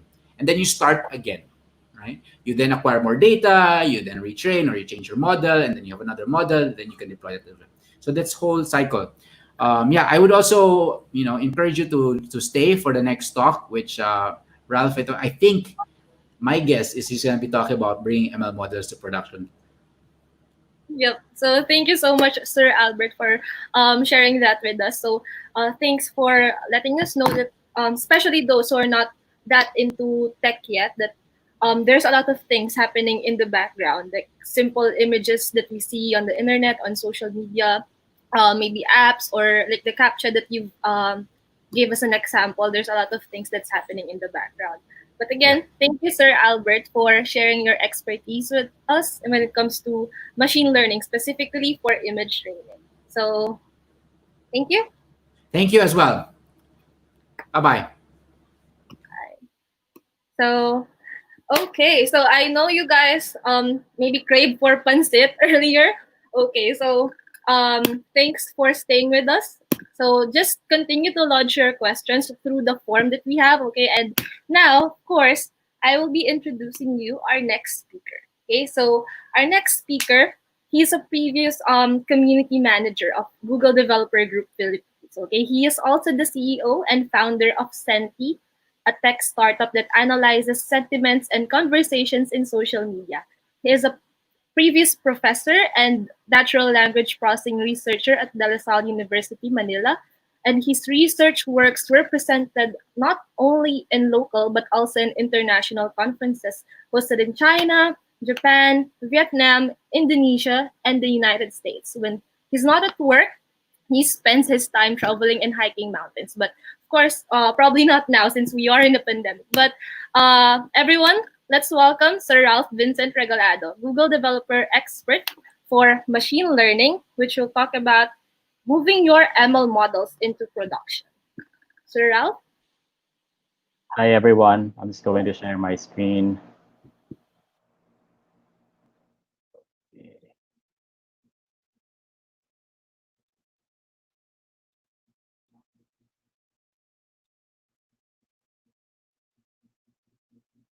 Okay, can everyone see my screen? Not quite sure if we're good. All right, so thank you very much, everyone, for attending my talk. I think the first speakers were able to give a very interesting discussion about machine learning. And my focus for my talk today is on how do you now move your machine learnings into production. So just to give a starting context on moving things into production. So it's primarily it's very easy now to build machine learning models. You can actually have download all of those models on GitHub. You have a lot of tutorials and available on the TensorFlow website, which enables you to speed up your development of using state-of-the-art machine learning models for different type of tasks, may it be leveraging the use of images or audio data or text data to accomplish any task that you would want to do that would help you achieve your main objective, may it be providing insights to your business, may it be incorporating amazing capabilities and functionalities to your projects. So before I delve down into discussing what makes it different, right? How do we now create a project and how do I now make sure that this would run into production? So just to like create that thought in terms of what is the difference if I'm going to put my models into production. So imagine that we are actually a retailer or like selling materials online or online retailer selling shoes. And we were able to build a model that tries to predict using the click-through rate data in order for us to decide how many shoes or how many items of this specific shoes we need to actually buy. So we were able to like build the model, we were able to capture data, build a model, and run that algorithm, which enabled us to, okay, since this is how my users are interacting in my website, and is the click-through rate for that specific item, I will order more of that shoes, and I will order lesser of these items because there's no interaction with that type of shoes. But suddenly, our accuracy rate and our AUC or the area under the curve, for those who doesn't know that yet, have dropped on not on all the items, but specifically on men's dress shoes. So it is still doing great on other shoes that we are selling online, but suddenly it actually dropped accuracy on just one specific shoes. And we would want to like figure out why, right? Why is it decreasing? And why and how do we even know that it is decreasing, right? Because our initial thought is like we deploy the model and we know that it's working based on like how we test it.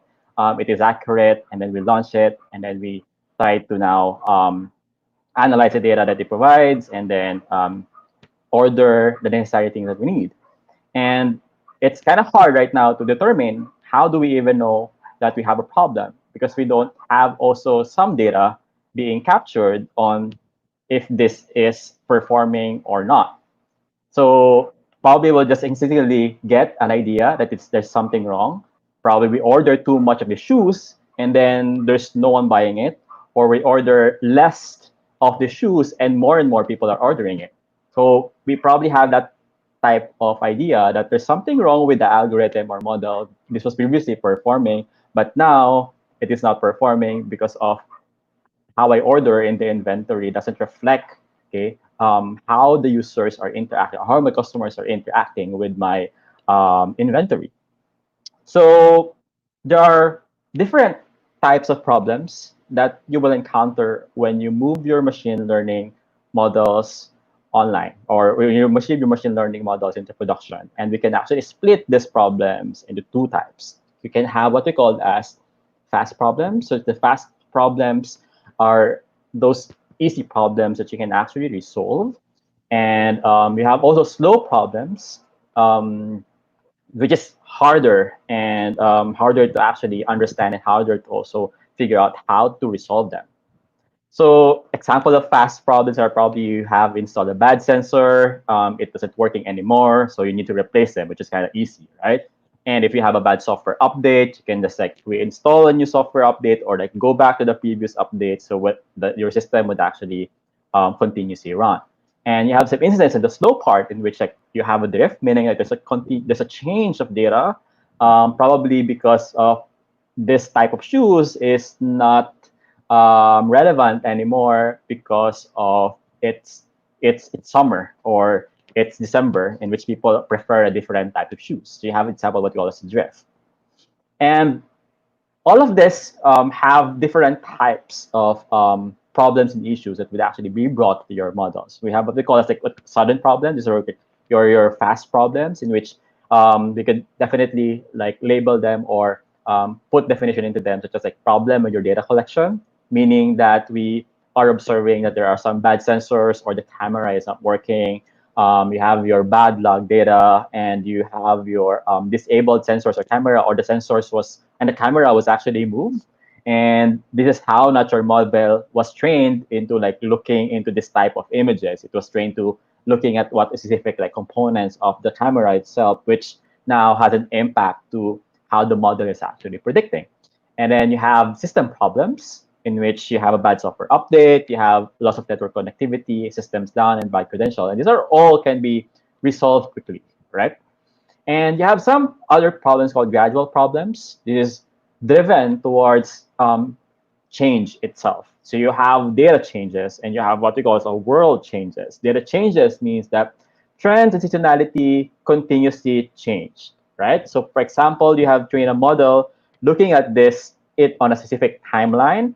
It might not be that relevant at this point, okay? It would probably depend on how people would now interact, and it would also affect in terms of how gradual those changes are happening on the data itself.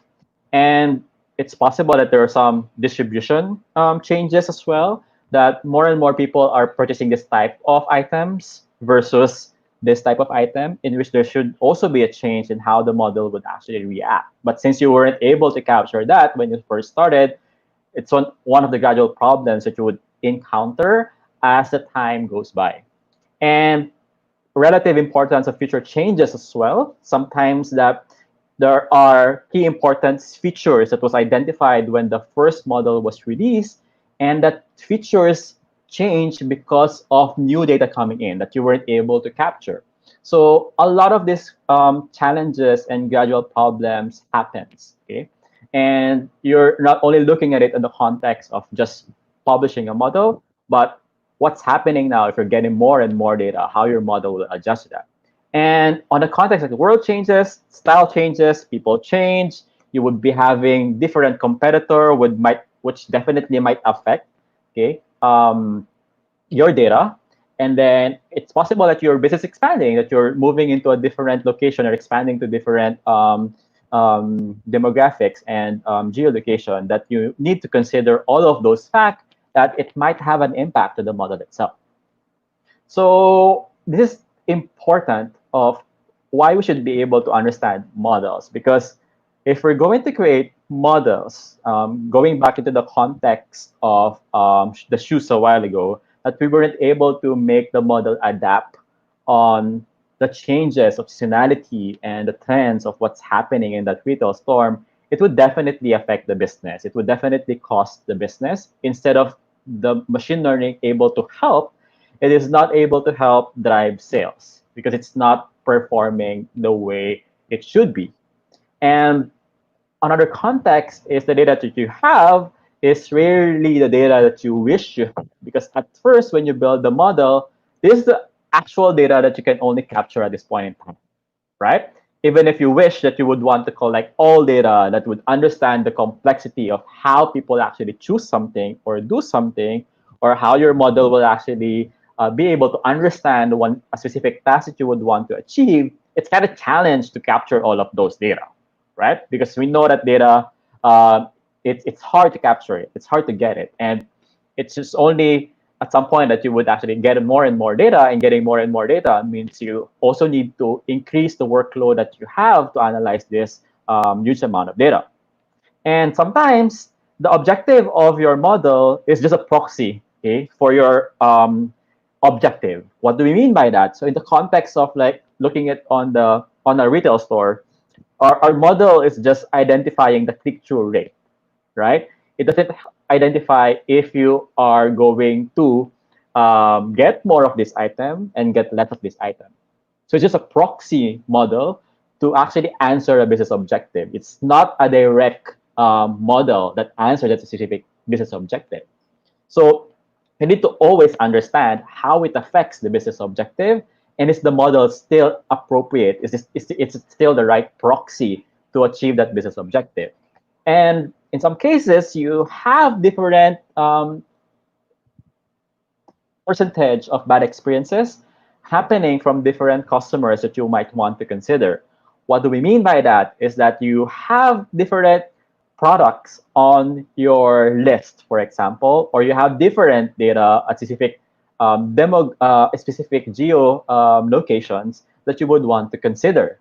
So it doesn't only just look into one huge data, but you might want to look into it. How does it perform on different segments of data that I have, right? So it's very important to understand the model because like the real world doesn't stand still. It's good if it stands still, but it doesn't, right? Even in the context, right, in the pandemic, that there are new data coming in. It's something that we're not aware of, but we should be able to adapt. And how do we now make our model adapt to those changes is one of the challenging tasks in moving your machine learning models into production.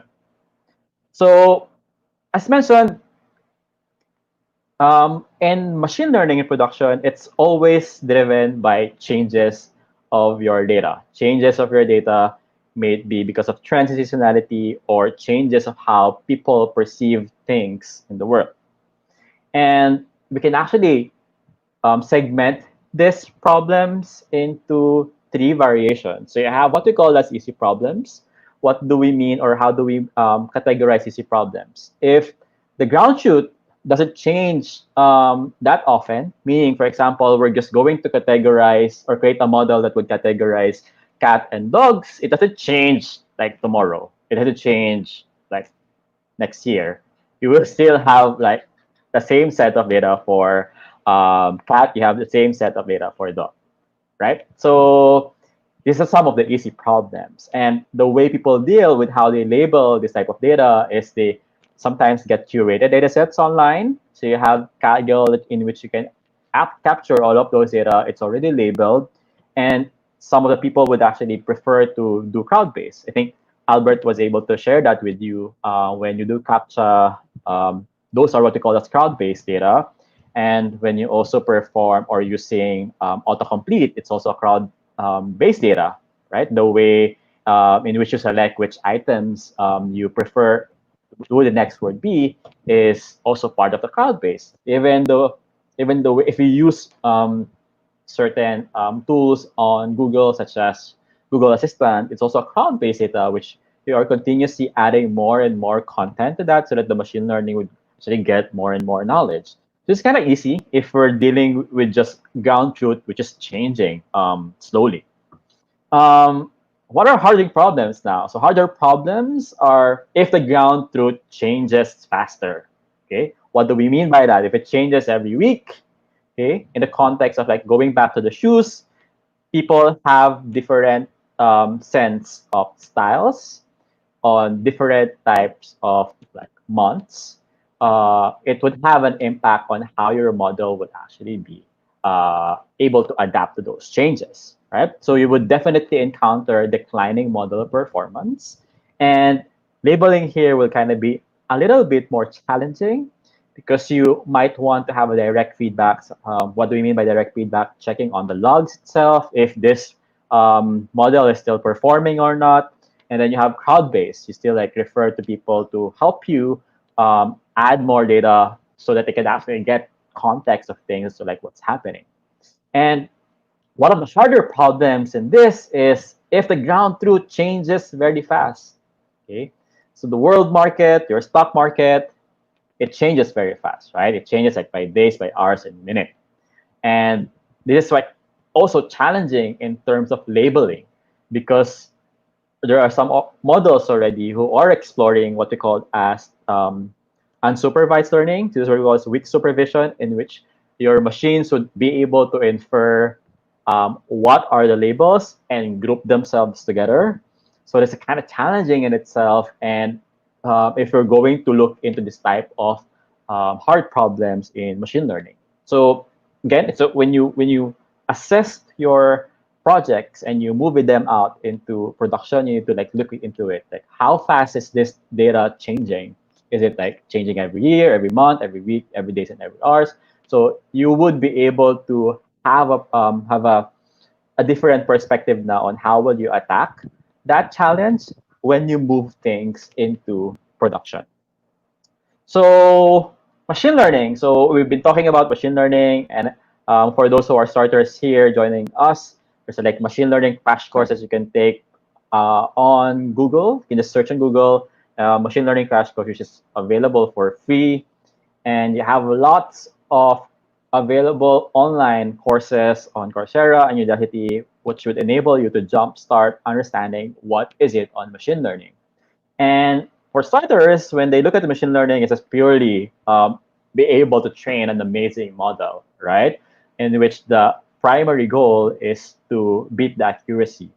And this is what people are actually calling as academic machine learning, because the primary goal in the academe or in the scientific space is to completely look for more ways on how we can increase accuracy, right? What are the new ways for me to make a model efficient?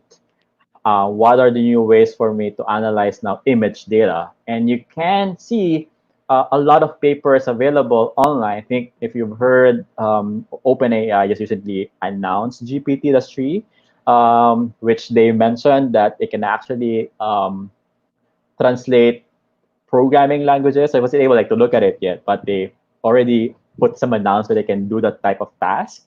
And just continuous ongoing development on the field itself. You have schools in the United States and also in China and other parts of the world who are continuously contributing to the growth of and development of machine learning, primarily on the deep learning itself, which definitely speed up the development of accurate models or state-of-the-art models on different type of tasks, maybe analyzing images or in machine vision and natural language processing and other types of tasks. And primarily they focus only on modeling code. But if we're looking into the production ML, it will definitely shift into 5% of the entire type of task or solution that you would be doing if you're going to ship this machine learning code into production, because it requires so much more besides the ML code itself. You would have their configuration, you would need to have data collection. How do I now make sure that new data is processed immediately so that I can actually analyze that data? How do I automate my feature extraction? How do I now perform data verification? How do I now make sure that once the model is built, I can serve it, it is scalable? So all of these tools requires a different set of skills, right? And different type of challenges in itself. So one of the interesting tweet by Gina Blabber of O'Reilly is that the story of enterprise machine learning is it took me 3 weeks to develop the model, but it's been more than 11 months, it's still not deployed. Okay? So it's a wide difference gap between if you're going to move things into production and if you're just going to focus on purely pushing the boundaries of science through improving machine learning models itself. So it's relatively up to you which path you would want to partake or would want to take if you're more towards publishing or moving things into production, or if you're more keen on pushing the boundaries of science by exploring new ways of improving what's out there. Okay?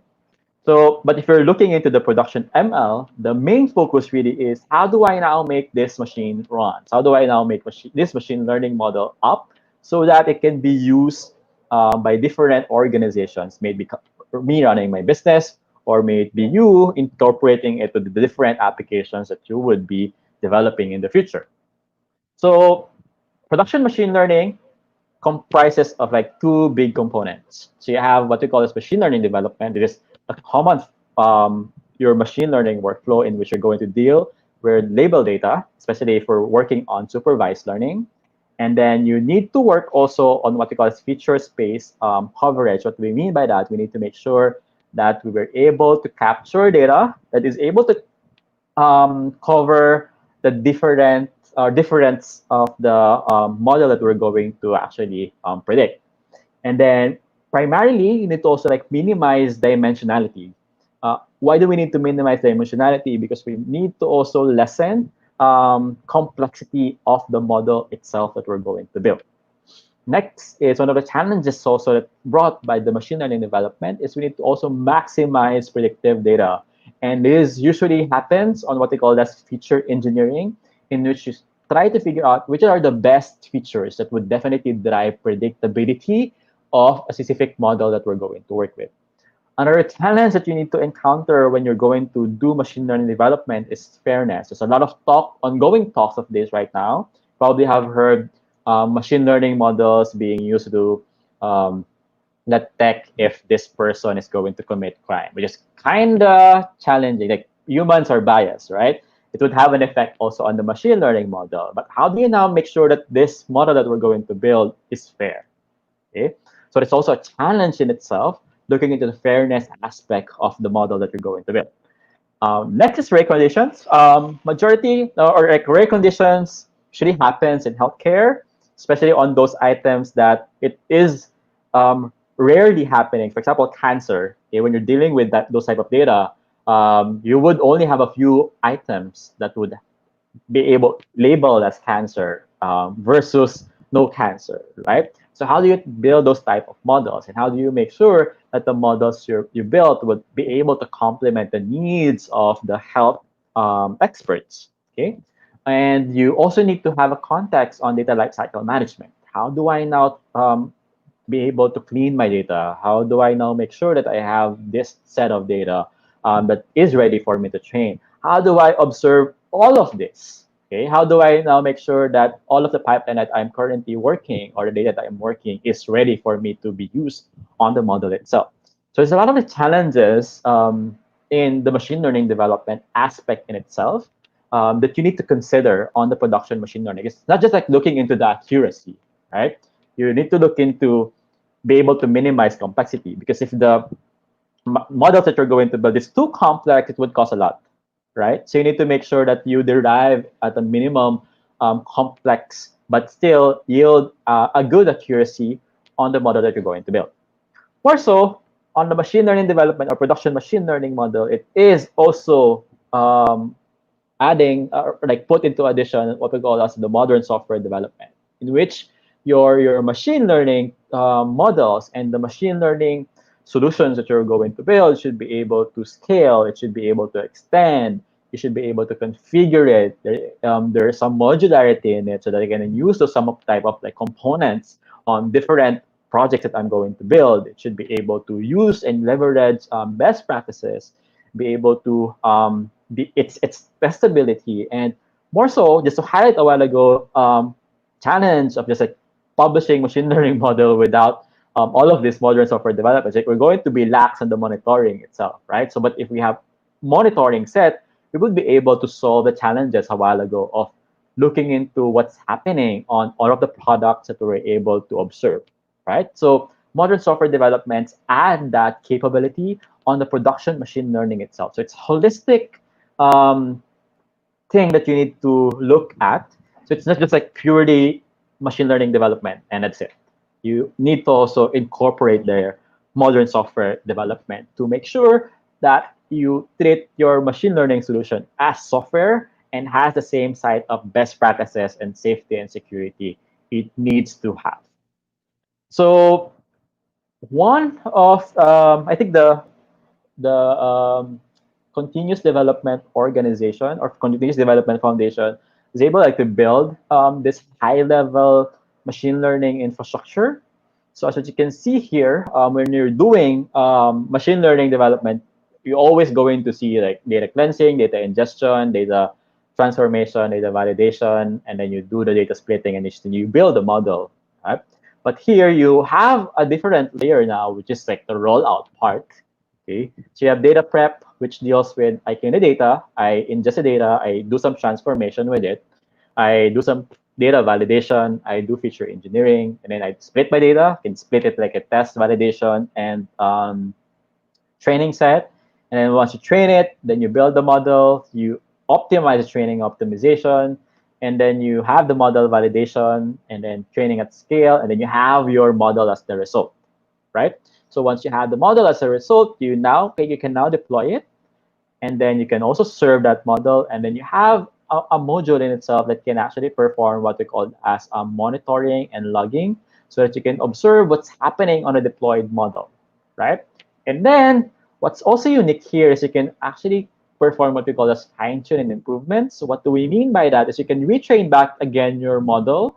So you can build again a model that is able to capture this new data that was added or that was used, okay, during the lifetime of that specific model. So it's not just like building model once, but it's building model continuously on a pipeline. Okay. So again, this is also dependent on the complexity of the project. It's dependent also on the problem. If it's just a gradual, if it's just an easy problem that you just need to build a model that doesn't change every year or doesn't change, that the ground truth doesn't change every year, you're good to just build model once, right? So you just need to probably have a cadence to look into it every year to see if it's still performing. But if your model requires to have a much more strict um, accountability and strict monitoring and logging, that because there are some changes happening on the ground truth. So you need to make sure that you were able to build that entire holistic infrastructure that would enable you to build models on the go, be able to monitor the models, and be able to also ship models very quickly. And this machine learning infrastructure enables you to do that. Okay. So what now? So how do I now make sense out of this? How do I now make sure that I'm able to build machine learning models into production? So this is where TensorFlow Extended comes into the picture. So TensorFlow Extended is one of the products developed under the TensorFlow umbrella. So you have TensorFlow as the machine learning framework that you're going to use when you do code. And you can also translate all of those items to create models for mobile devices or edge devices. And you can also use that model to serve it on web applications that you're going to develop, and also integrate those models to software applications that you're going to build. And TensorFlow is a technology which enables to work hand in hand with developers to make sure that all of the items that they're going to build on the cloud or all of the models they're going to build, they were able to monitor what's happening on each of the step of the machine learning production pipeline. So majority of like Alphabet's important products and the products you probably are using right now uses TensorFlow. Google Chrome, Android, Google Maps, YouTube, Nest Assistant. All of these tools are leveraging the capability and the power of TensorFlow Extended. And this TFX is also available for you to use, so you can also power your machine learning products and softwares. So it's also been used by different partners. So in Asia, it's been used by Tencent, by NetEase, by Yahoo Japan, and JD.com. So you have also Twitter using it. So they use TensorFlow Extended to be able to rank tweets, be able to rank relevant tweets and serve that to their users. You also have PayPal and Spotify who are leveraging these capabilities, leveraging TensorFlow Extended. So what are the TFX production components? So you can see here that it is aligned to what we were able to share a while ago in the continuous development infrastructure for ML pipeline. So you have data ingestion, and you have different components and libraries here that you can use to make sure that the data that you're actually creating is a fit to the model that you were going to build. So in the example, Jen, you're just going to feed all of those data, and then you have data validation. So the main purpose of this phase or step is to be able to automatically look into the statistics of data. Because sometimes, right, when you do the EDA part, you just run all of your notebooks, or you need to like quick statistics so that you can understand which are the important key features and what's the data, what the data is looks like, what are the components on your data. So the TensorFlow data validation itself enables to automatically gives you that data. So you don't need to code it. StatisticGen, SchemaGen, an example validator was able to provide those data for you, and you can see and observe those data quickly. And then you have feature engineering part, in which you have your component called transform, which transforms your data. This is where it's happening when you do what we call as feature engineering. What's happening in feature engineering is be able to translate, for example, your text data into something that is numerical, or some of the components that you need to merge into like just one component. So all of this transformation are part of a transformed component. And then you have your train model. So this is where the machine learning model training happens. So you're going to use a TensorFlow code that you have, maybe using the estimator class in TensorFlow or the Keras model. And then once you have built the model, you would have what we call as TensorFlow model analysis. So what's happened here is that you can immediately see how this model would react on your test data.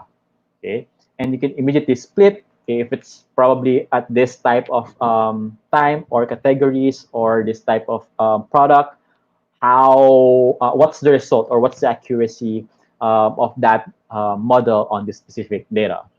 And then you have what they call as a pusher. So usually the pusher is the one to check, okay, is this model has a much more accurate, or is it much more accurate than the previous model that is actually served? If it's accurate, then we push it to the model server so that you can perform what we call as TensorFlow serving and serve it as an API. It can be served as a REST model, so it's up to you. So all of these are automated on a one workflow so that you can see in each of these items, you can now have monitoring as to what's happening on by machine learning model, what's happening on the data, what's happening with the result itself. So it gives you already that perspective of having an understanding as to what's happening with my model deployment or the model that I actually push into production. So to give context, so what's happening now is like you have the pusher, right? So you can push that to different components. A while ago, so you have pusher. Again, you can use the model server to serve it. So all of these components, you can reuse it. You can actually build your own components if you like. You can add more components on a TensorFlow pipeline. So it's relatively up to you. But these components are already pre-built for you to use, but it doesn't prohibit you to build your own. So you can actually still build your own if you think that there are things or key components that you need to add on your pipeline. So on a high level data, so you can actually look into training evaluation, and then you can serve it in TensorFlow Hub, TensorFlow JS, TF-Lite, TensorFlow serving, and such. Okay. So as mentioned, your TFX is our standard component. It's flexible, and you can also extend it to building your own custom components. So if you would want to know more about like TensorFlow, you can just go over to tensorflow.org/TFX. So a lot of tutorials are available there. And yeah, so that's it for my talk. Definitely would be happy to answer if you have any questions.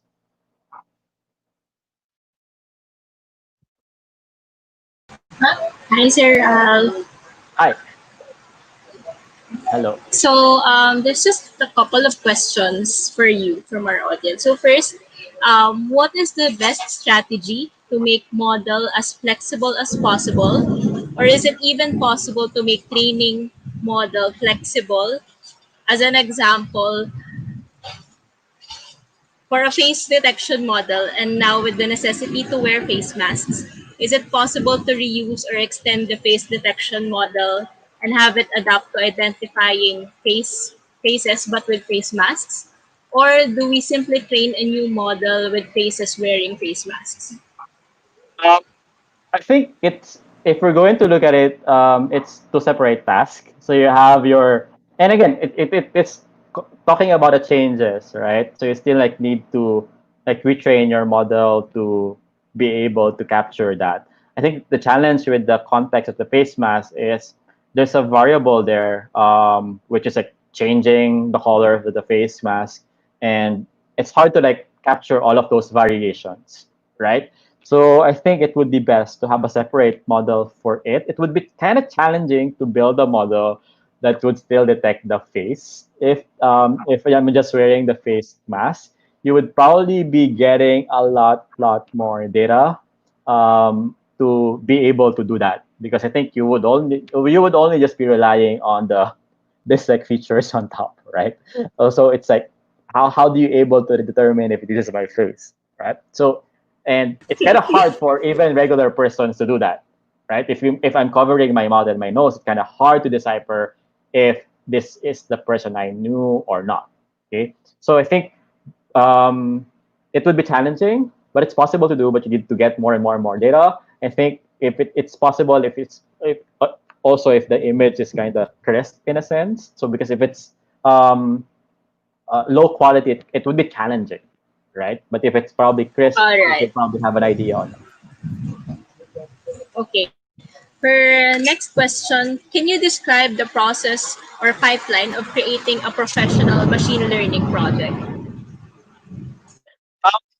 Line. So the usual, like capture, get your data, and again, it depends on the task that you would want to do. So the first part is identifying which task that you would want to tackle on. So if it's something that's already been done, then you can probably look into existing data that you have available online. But if it's something that is purely new that you need to capture data, then you need to capture data. So it depends on what task that you would want to do. And starting from identification of tasks, you jump into, is this data available or not? Where can I access this data? Do I need to collect it? Do I need to capture this data? Do I need to label this type of data? How long would I do data collection?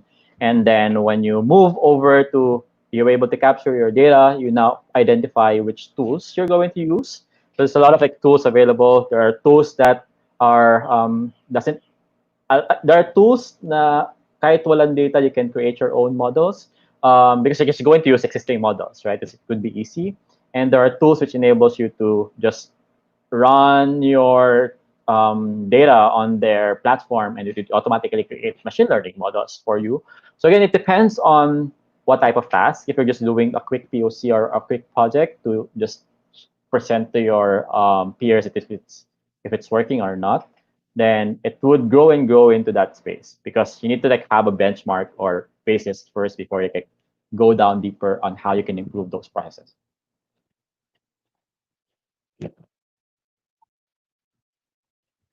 Hello?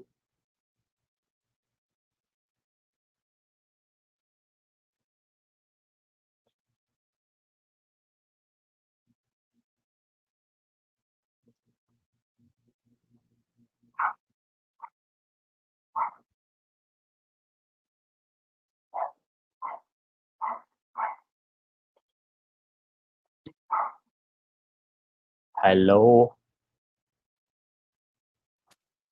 Hello, Sir Ralph. Sorry. It's okay. They got disconnected. So, yeah, hold on. I'll check with the questions. Sure.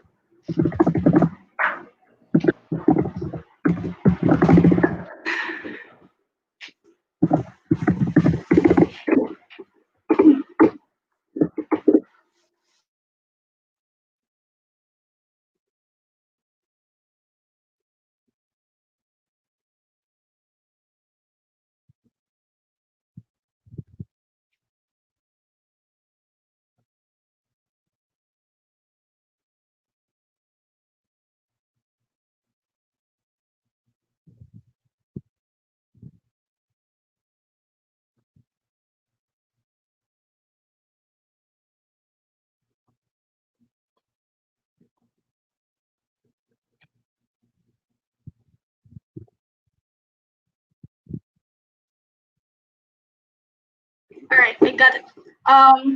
Another question would be, are there particular mistakes that newbies commonly commit that could pose a big risk in the deployment process of ML models? Sorry, can you repeat that, Justin? I wasn't able to capture. All right. What Are there particular mistakes that newbies commonly commit that could pose a big risk in the deployment process of ML models? There's a lot that you can actually commit because it's kind of still new, moving machine learning models into production. So it's still like an evolving field to date because more and more frameworks and more tools and technologies are still being developed to enable to speed up how do you move machine learning models into production. So, but no, it's still complex. But I think one of the thought process that you need to build is to like start with something small so that you can immediately like learn from those type of mistakes. Being able to have a good intuition on the machine learning aspects. I think what I mentioned a while ago, that you have two big components when you move into the machine, or when you move like machine learning into production, right? So you have the machine learning development itself, and then you have your software foundation process or best practices in software development. So you have the machine learning aspect. You need to make sure that all of those items that I was able to mention as challenges is you need to build that capability and skills to be able to address those some of the challenges. How do I make sure that my models are the most efficient models? How do I make sure that the feature engineering process I'm doing enables to help the machine learning model learn faster? How do I now make sure that the data that I have would not present any biases to the predictions that I'm going to make? So a lot of those are challenges, but I think be able to start something would definitely like help you gain more and more understanding into how do you resolve the side mistakes. So I think you shouldn't be scared as to like what because like this thing is complex. I think you just need to jump into it and figure out what are the challenges in this realm of machine learning in production, and be able to learn from those type of mistakes. In our case, like when we in our company at Senti, we do a lot of projects like moving machine learning models into production. But we learn also as a company and as an organization, how do we speed up those type of process. So we learn from one project, and then we move into projects. Since we learned from the previous project, we got to add all of those learning to the next project. So same thing, when you're going to jump into this space, you need to just do it and then learn from the mistakes, and then add it to the next project that you're going to build what you learn.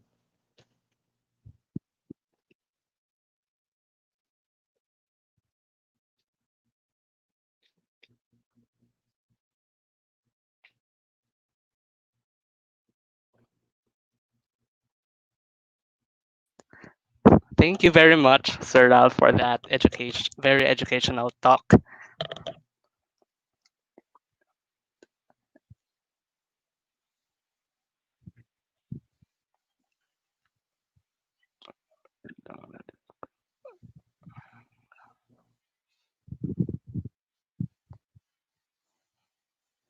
So yeah, that's it. We have no more questions. Okay. Thank you very much, guys, for listening. And yeah, I hope you guys learned on my talk today. It's kind of complex, but I think it's something new that you can explore moving forward, especially for those who have interest on moving your machine learning models into production. Yeah. Yeah. Thank you. Thank you also, guys, GDE Philippines, for the invitation. Thank you. Okay, so thanks to those who participated in our Q&A sessions. We're going to have a raffle draw.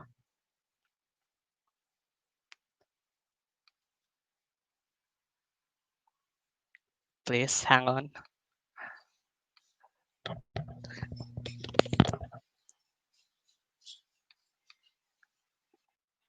Okay, so the winners will receive Grab food vouchers. So we will pick two winners.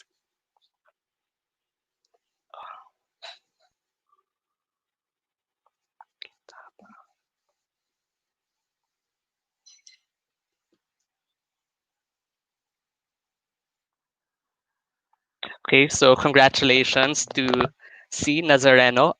Please send a message in our Facebook page for us to track your price, and so that we can send it to your contact details.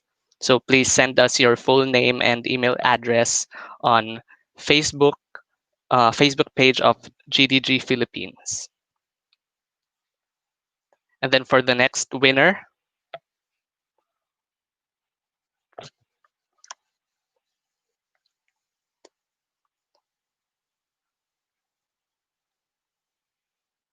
so M. Ray, congratulations. You also won a GrabFood voucher. Please send us your full name and email address on our Facebook page, GDG Philippines. So that's it. Thank you very much for joining today's online event. We hope to see you on our next future events. Our next topic will be Flutter, and we have 3 speakers to discuss about Flutter and Dart. So thank you very much for joining and hope to see you again.